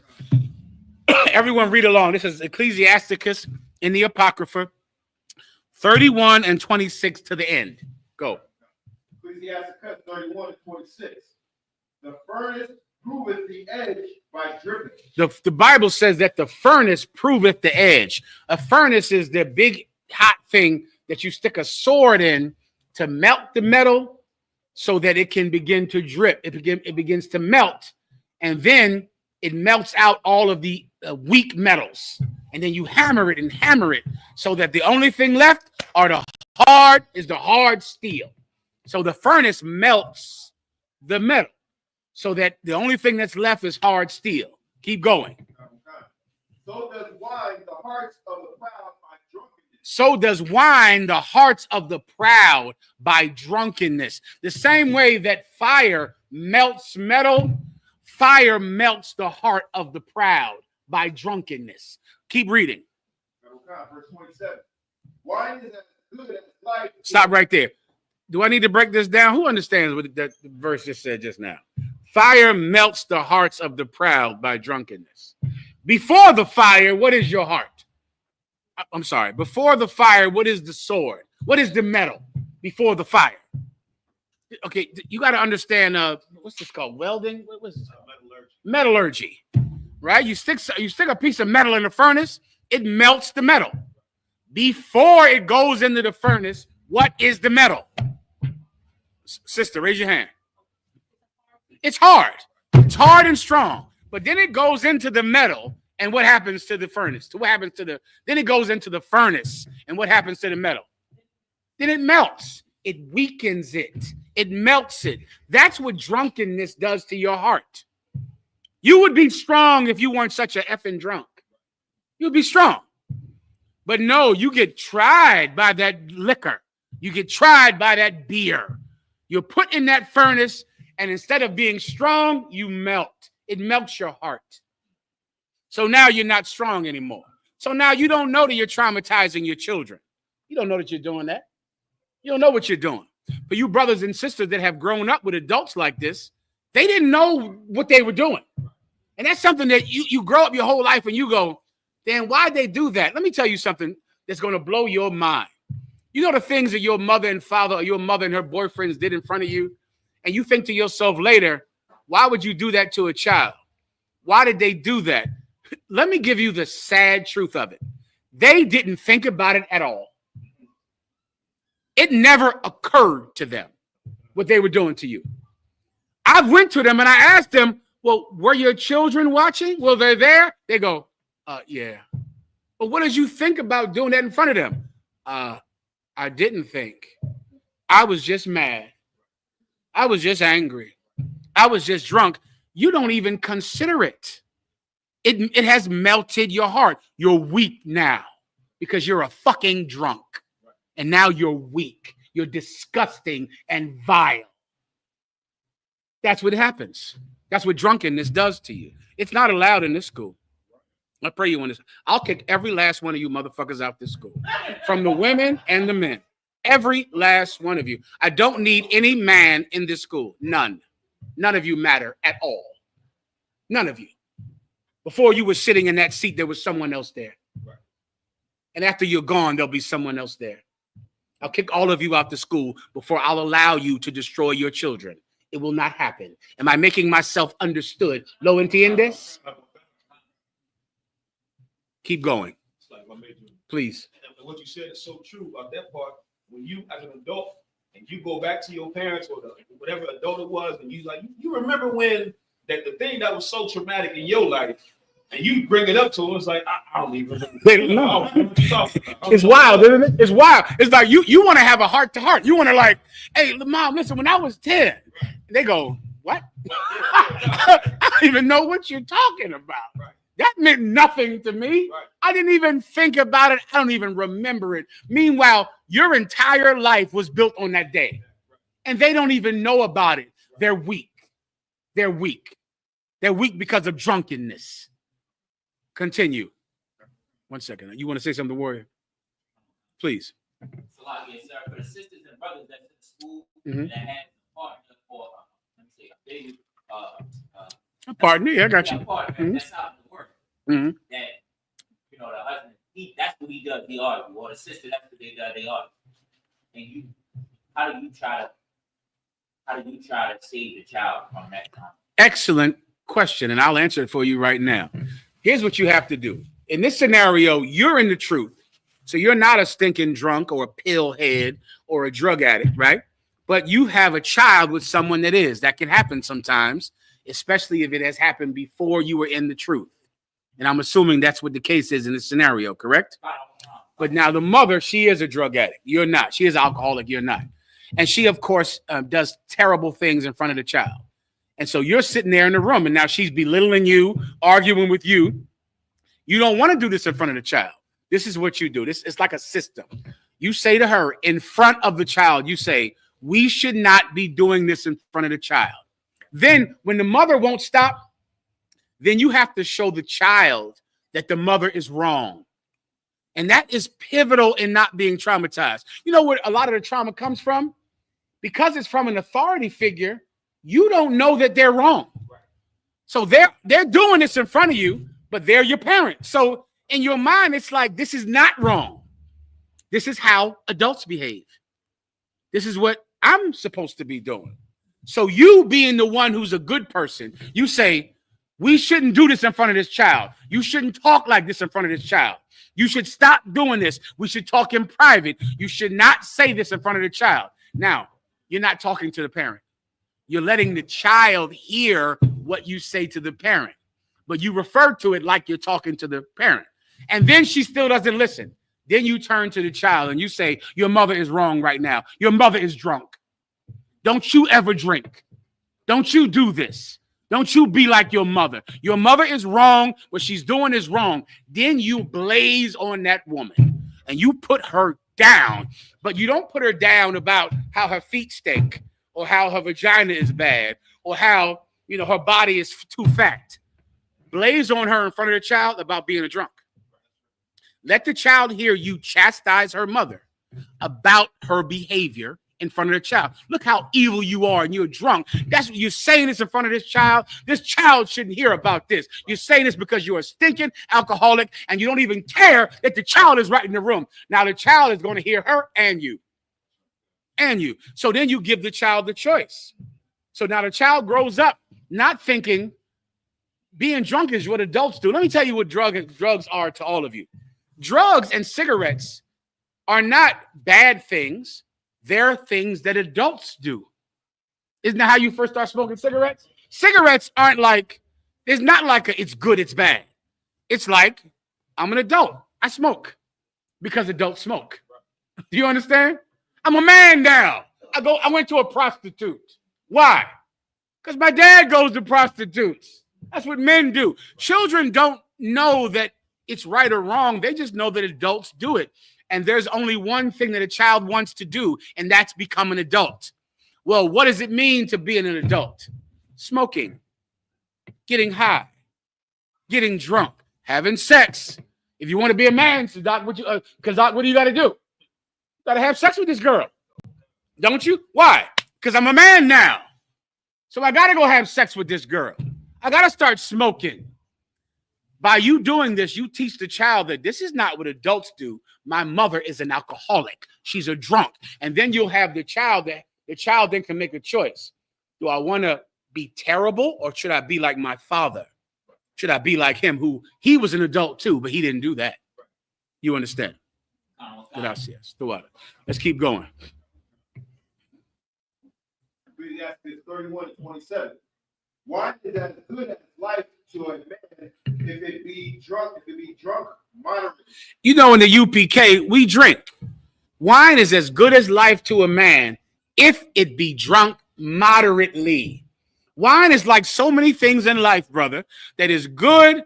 It'll relieve your stress and it will be something good to you so you can relax if it is done in moderation. It's no different than food. There's an amount of food that will sustain you and keep you healthy and strong and keep you fit and keep you being able to move on. Then there's an amount of food that puts you on 700-pound life. Have you seen this show? I saw this show for the first time last night. One of my ribs, she said, I always watch this show. I said, what in the hell is this? Why doesn't he just get up out of the goddamn bed? Why isn't someone making that fool get up out of bed? Why aren't they beating him with a stick until he stands up out of that bed? And they always have some wife or some woman, because some woman is on there. She's bringing him the food. Which you sisters, y'all, they still got a woman. He's 700 pounds. He got a woman. Hardcore. Some women too. Some woman, she's 9,000 pounds. And there's some cat there like, baby, you want me to help you about the bed? Listen, there's an amount of food that is good for you. It's good. Then if you get too much food, they're taking a helicopter into your house to get you out the goddamn door. That's bad for you. That's gluttony. It's killing you because you can't stop eating food. It's killing you. You do that with alcohol. Alcohol is good in moderation. Food is good in moderation. Sex is good in moderation. But taken out of moderation, you're going to die because of sex. You're going to die because of food. You're going to die because of alcohol. Everyone understands. Read it again. Verse 27. Wine is as good as life to a man is to be drunk moderately. What life is then to a man that is without wine? For it was made to make men glad. Men are happy because they get to drink. It's part of social occasions. It's part of celebrations. If it's done in moderation. If it's done in excess, it is an absolutely destructive, terrible thing. Continue. Verse 28. Wine measurably drunk and in season bringeth gladness to the heart and cheerfulness to the mind. Wine measurably drunk. Measurably. You have to do this. You know that everybody on my 500-pound life is some type of sick weirdo. Well, you do that with alcohol. That's you. You're doing that. You're just like those 700-pound people who are on that show. They have no life. They can't get out of bed. They're lazy and disgusting, and they're going to eat more tonight. And what's that cat, that doctor, that Arab doctor that's on that show? Brother, they got some Arab doctor. He's trying the best he can to convince these fat motherfuckers to stop eating. And I don't know why he don't just take out a stick and just, I'm watching it like, why don't you just take out a stick and say, get your fat ass out this bed now, or I'm going to beat this shit. Because I think that would work. Because the cat, he can stand up, but he's too late. It hurts. It hurts to stand up. So he don't want to stand up. But why don't you just hit him with a stick until he stands up? I'm not a doctor. Okay, so I don't know how it works, but that would be my cure to the whole thing. I'd beat him until he get up and walk 3 steps. He walked 3 steps every day, and I would beat him with a stick until he walked 3 steps every day. I'm not a doctor. Okay, so I'm not telling you that's what you should do. But that's all I could think of. That would be my prescription. Now you're fine. Well, that is you with alcohol. You can't have a drink. You think you're able to have a drink? You're like that disgusting fat man on 500-pound life. You cannot have a drink. So what should you do? If you cannot drink in moderation, what should you do? Blow my mind. Don't drink at all because you cannot drink in moderation. So you should not drink. You should stop because you don't have the ability, the gene, the spirit to be able to do it with discipline. And the damage you cause is so terrible to you and your children, you should not drink. Continue. But wine drunken with excess. But what? Wine drunken with excess. But what? Wine drunken with excess. But wine drunken with excess. Go ahead. Maketh bitterness of the mind. Maketh what? Bitterness of the mind. Let me tell you something. You ever see these drunks? I know you've seen them. where they're so mean when they're drunk. Just mean. I mean, they drink. It's not like they drink and they, hey, we're having a good time. Everybody all right, all right. No, that's not you. No, that ain't you. You're not a social drinker. No. You drink and you get depressed. Just like your dad. Just like him. Just like your mom. You get more sad. Like drinking is supposed to make you happy. You understand?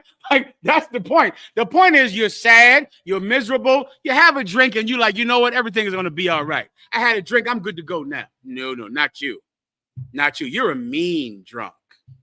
When you drink, you just get more mean to people, mean to the children, mean to your wife, mean to your husband. You get more angry. You want to fight, don't you? Because you've been drinking. You've been drinking, so now you want to fight. Now you want your children to cry because you've been drinking. You're a filthy, disgusting drunk, and I'm going to find out about you and kick you out this school. You're going to embarrass the Christians, not us. I'm going to know that you're in a church now. I'm going to say, what happened to that sister that used to be such a drunk that made her daughters cry? She joined a church. Good. She can drive them crazy. She can embarrass them. She's not in here anymore. That's what's going to happen. You're a mean drunk. If you get more depressed when you drink, then you're drinking for what reason, y'all? Blow my mind. The Bible says drinking makes you happy, right? You at a wedding, you at a party, you have some drinks. Everybody's happy. Kwam Yashala, we're good. But when you drink, you fight someone, you argue, you cry, you're miserable, you fight your husband, you fight your man. Then why do you drink? It's not to make you happy. Why do you drink? Who wants to answer my question? Sisters? Anyone? Why would someone drink if they get more mean and miserable when they drink? Sister? Say again? I don't know what that means. That's a Baltimore slang? Butt wiped?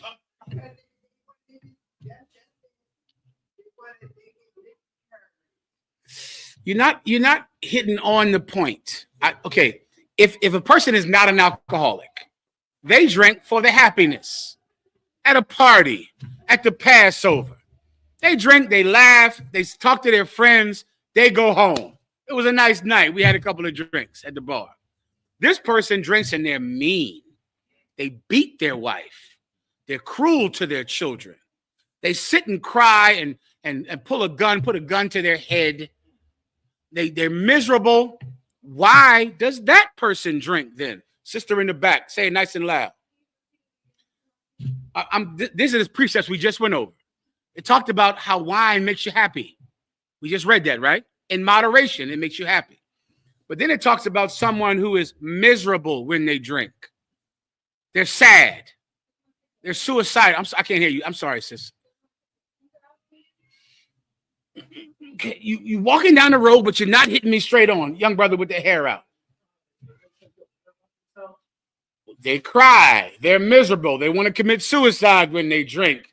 They fight. Young brother sitting right next to you. You bringing me home too. Everybody's bringing me home. Come on. You absolutely, you're right. but let me tie all of your answers together. One last one. You're on to it too, but let me tie it for you, Captain. You're right there. Everyone is correct. I'm just going to say it in a way that ties it together. But you're all right. The same way that a non-alcoholic drinks for happiness, an alcoholic drinks for misery. They want the sadness. They want the misery. Sisters, I know you know this. You ever watch a movie because you know it's going to make you cry? You understand? Right? Before you watch it, you get a box of tissues. You sit it right there with some popcorn. You're like, all right, let's get ready to cry. Here it is. What we watching today? What's that movie with the witches? Wicked. We're going to watch Wicked. The bitch going to sing and we're going to cry. Or The Color Purple. What's a sad movie that women like to watch and cry to, sisters? Imitation. Ooh, you old school. She said Imitation of Life. Dang. Give her a hand.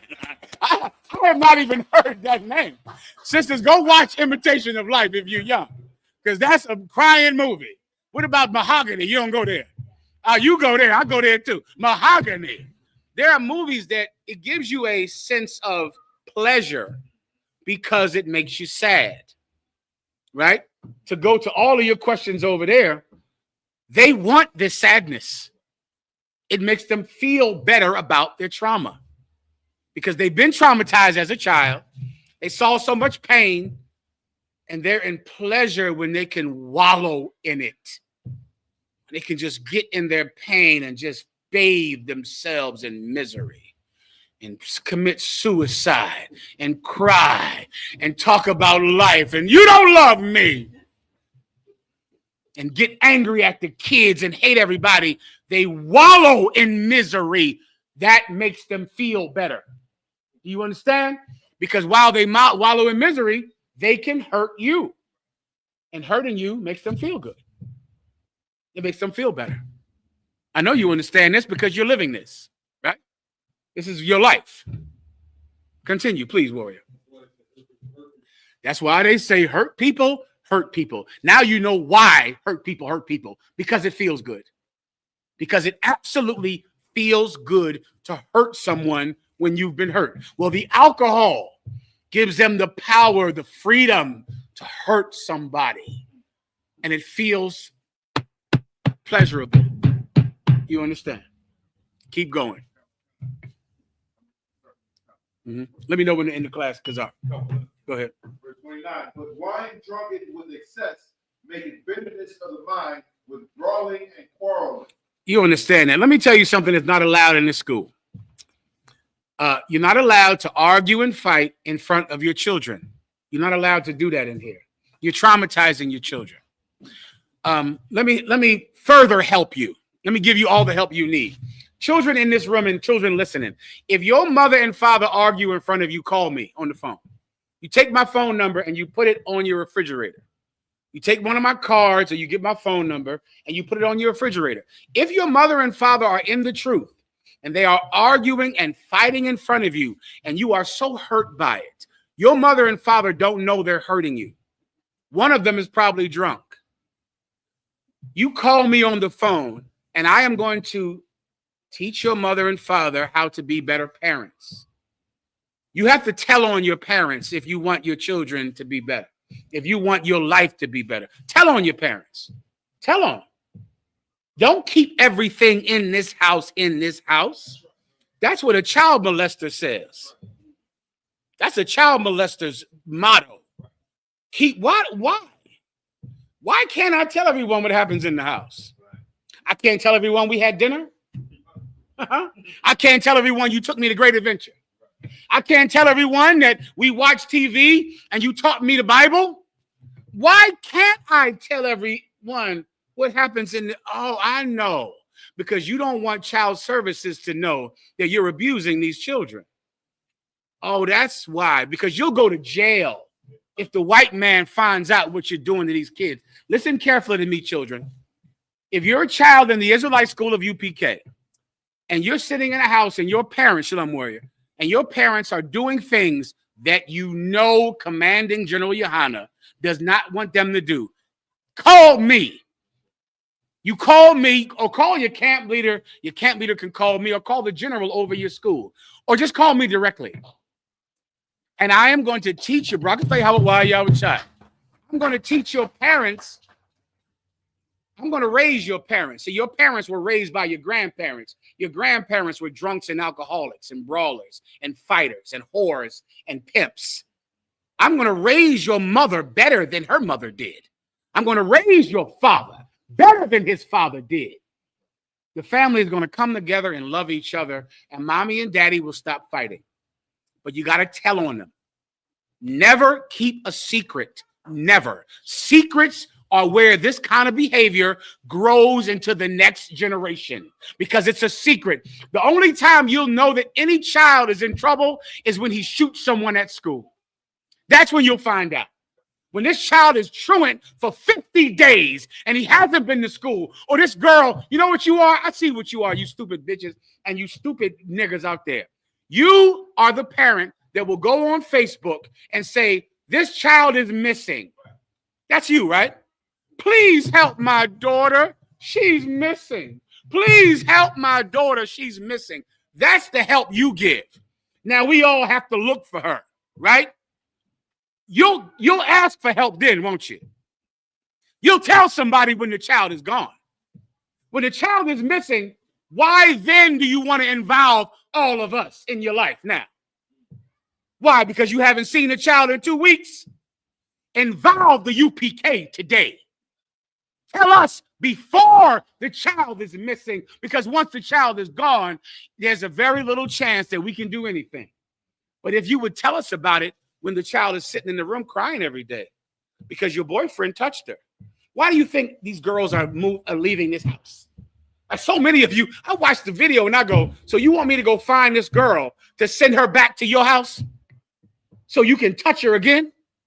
So you can molest her more? So you can get drunk? You know what? Maybe it's better she's gone. Maybe the girl left to get away from you. Now the parent goes on Facebook, please help me find my daughter. Can you find her? Maybe the girl left for a reason. Maybe. What I'm telling you is don't wait until the child is gone to ask the entire internet for help. Ask for help today. Involve us today. Children, you don't have to run away. You don't have to do drugs. If your mother and father are abusing you, if your mother and father are touching you, if they're doing something inappropriate to you, if they're alcoholics, if they're drug addicts, call the Israelite School of UPK. We will protect you and we will give your mother and father an education. I pray you understand. I pray. We're not the white man. We're not child services. We're not going to destroy that family. We're going to fix the family. I pray you understand. We're going to fix it. Keep going. Verse 30.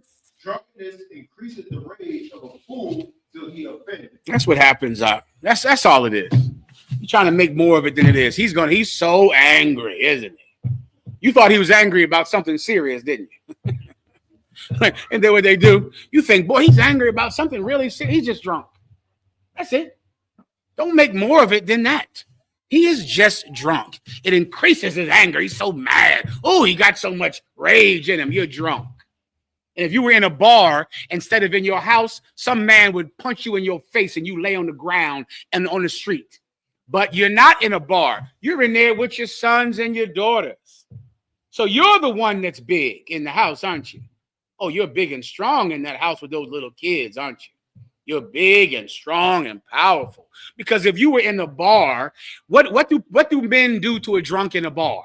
Who's done it? I've done it 1,000 times in the world, which is knock out some drunk in a bar that he's so goddamn drunk.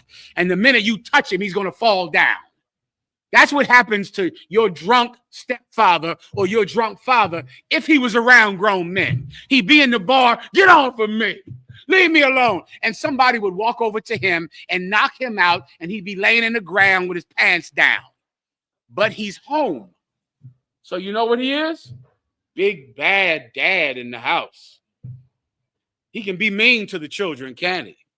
Oh, he's big and bad. You can't knock him out, so he can be strong. But if he was in a bar, you'd be coming to get him, and his pants would be around his ankles. Continue. Shalom, warrior. Be safe. Go ahead. It diminishes strength and makes wounds. It diminishes your strength and makes wounds. You're going to get hurt because you're a drunk. Continue. Verse 31. Rebuke not thy neighbor at the wine, and despise not his mirth. Listen, don't rebuke thy neighbor at the wine and despise him not at his mirth. Meaning what? Don't rebuke him because you're drunk, and don't hate him because he's happy. Drunk people do that. They look at you, and because you're not miserable, what are you laughing at? What is bring y'all all come down here? Come, I want to tell all of y'all something. Come here. I'm doing this to you, and I'm doing that to you. And everybody, all the kids terrified of them. They scared to death. They're in the house, and you're really angry at the kids because they're not crying, because they're not scared. And you need them to be afraid. You need them to be frightened. You just call the school about him. That's all. You call the school. If your mom can be the same way, a lot of your mothers, they're drunk and they beat you with extension cords. Everybody knows this because you've been through this. Your mom was just a drunk. She just got drunk and she's mad at the latest man who has broken her heart. She's beating you with an extension cord. If your mother pulls out an extension cord to beat you, you call the UPK. You're not allowed to beat children in here with extension cords and to abuse them. This is not some slave plantation. You're not beating a child to satisfy your own sense of pleasure from abusing someone because you were abused. Not in this school. Now, you want to do that in the IUIC or in the Christian church, you can beat them all you want, but not in here. In here, you have to leave. In here, you have to go. Continue. Give him no despiteful words, and press not upon him with urging him to drink. Press not upon him with doing what? And press not upon him with urging him to drink. Because that's what the drunk does. The drunk, come on, you drink. Well, what you get some more. Come on, drink.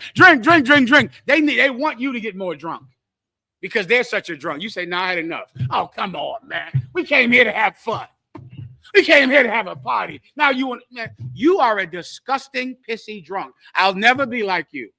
I'll never, ever mimic your behavior. Continue. Let me give you another precept. Stand by.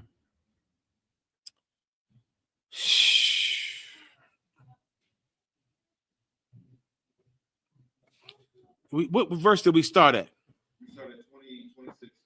Did we start at 8? No, read 26 and 8. Ecclesiasticus 26 and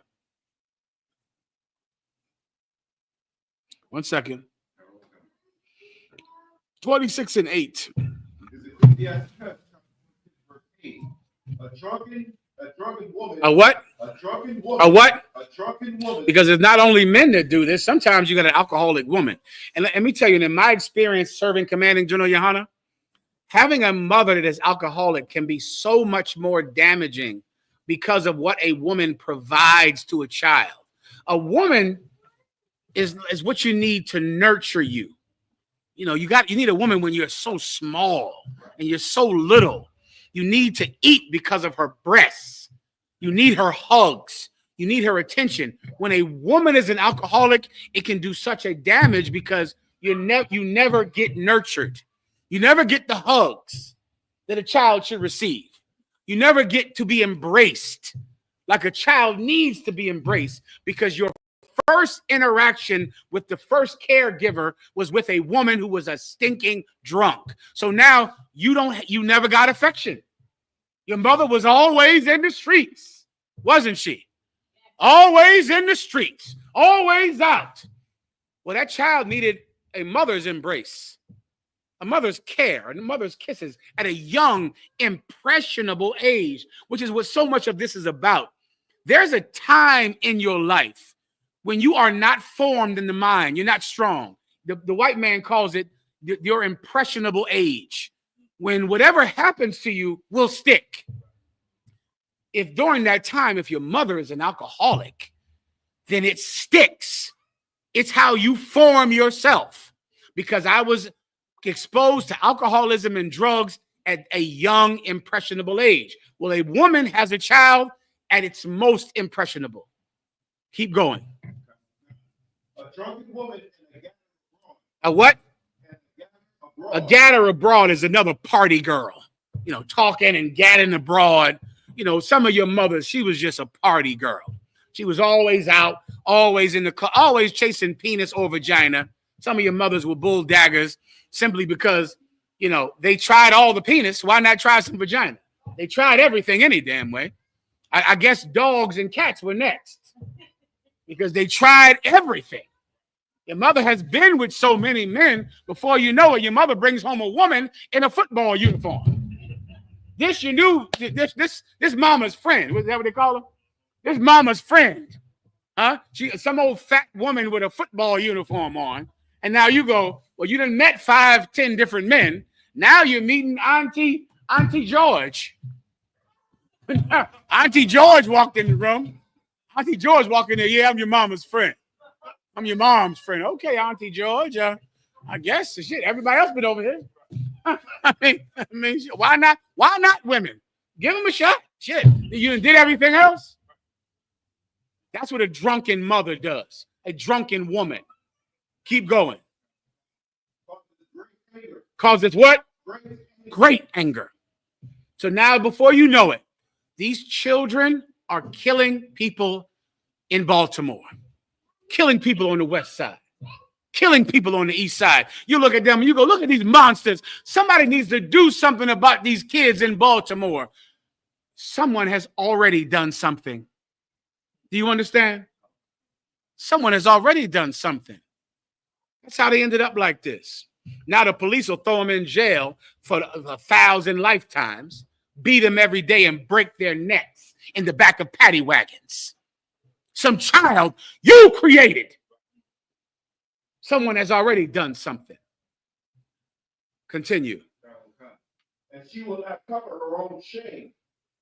If you don't mind. She won't cover her own shame. That's what a drunken mother does, a drunken wife. She has no shame. Before you know it, she's a dress over her head in the middle of a floor of some bar. She's walking around with her breasts out. Everybody sees her naked body, and then you have to go, that's my mom. That's my wife right there. That's where I come from. And the minute somebody tries to tell her that she should put some clothes on, that she should dress in a way that doesn't embarrass her family, what does she say? You can't tell me nothing. Don't try to tell me to do. Oh, nobody can tell you anything. I hear you. I hear you. Nobody can tell you something. Well, someone will tell your children to lock up, that it's chow time. Someone will. I know, bitch, nobody can tell you anything, but someone is going to tell your daughter something. They're going to tell her to sleep with a man for money. They're going to tell your son that it's time for chow. Keep going. The whoredom of a woman may be known in her haughty look. All right, that's it, everybody. All right. I pray I've helped you tonight. This is what I'm going to see from here on. I'm going to see that this Baltimore school behaves itself in a way that is completely separate from the families you grew up in. Do you understand? In the Israelite school of UPK, we give no mercy because you were raised by a bad family. We give no mercy for that. I know you had a bad mom and a bad father. So have we all. We give no mercy for you continuing in the alcoholism of your parents, in the type of lifestyle that raises bad children. We will not allow for that in here. We will have no mercy on you because we give ourselves no mercy from coming from the same neighborhoods you come from. But all of us in here are required to change. Last precept. All of us. Last precept. Give me Hebrews 4:7. One stand by 1 second. Hebrews 4:7. Go. This Hebrews chapter 4, verse 7. Again, he limited a certain day, saying in David today, after so long a time, as it is Start from the top. Start from the top. Hebrews 4:7. Again, he limited a certain day, saying in David today, after so long a time, as it is said, today, if ye will hear his voice, harden not your hearts. The Lord said this, brothers and sisters, as he said, David prophesied this. Today, if you hear his voice and harden not your hearts. Jesus Christ saw children playing, and the children wanted to come be with Jesus Christ. And the disciples were trying to stop the children from coming close to their Lord. And Jesus Christ said, suffer the children to come unto me. Let them come down here. And I say unto you, Unless you be converted as these little children, you cannot enter the kingdom of heaven. Do you know what stops you from changing? Your hearts are hard. You know what it means to have a hard heart? You're convinced that you're going to be this way. Your heart is hard. But a little child, they're young and impressionable. They can change. A child can change. A child can be converted. Well, if you want to enter into the kingdom of heaven, you must be as a little child. You have to have a heart that can change. Although your father was an alcoholic and a crackhead, and your mother was a crackhead, and you grew up on the west side or the east side in the projects, you've been through all of these things, but your heart has to be soft. You have to be impressionable as an adult. You have to have a soft heart. But this life that we've lived has created a hard heart in us. And you know what we are? We're convinced that we're not going to change. We're convinced that the way I live is the way I'm going to be. The things I like to do, I'm going to keep on doing them. Ain't no man going to stop me. Ain't no general, or I ain't going to listen to no man. Isn't that the brother earlier, right? That's a hard-hearted man. That brother who called in, he has a hard heart. He hears what we're saying, but he's not going to change because his heart is hard. Well, you can't make the kingdom of heaven like that. You're going to have to be impressionable. You're going to have to obey a man to make the kingdom of heaven. Read it again. Last part. Hebrews 4:7. For he spake in a certain place, like it. Hebrews 4:7. Again, he limited a certain day, saying in David, today, after so long a time, as it is said, today, if ye were hear his voice, harden not your heart. That's what you have to do, Akim. That's what you have to do. You have to be willing to change. You have to be willing to change. With that said, carnales, esta es la verdad. Si tú eres hombre, hispano, negro o indio nativo, tú eres Israel, el pueblo elegido de Dios. Tu madre y tu padre dicen que somos un culto y mantienen su iglesia sin culpa, pero su iglesia es culpable de todo lo que nos están pesando. With that, orale, clap it up. Who am I giving the class to? With that, pass the class over. I call it, we do the salute now. You got it up.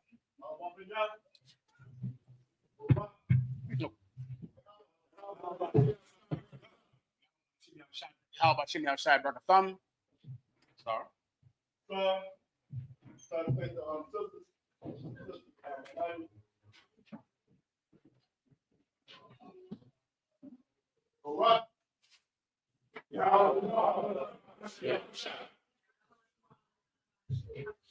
All right. All right, well done.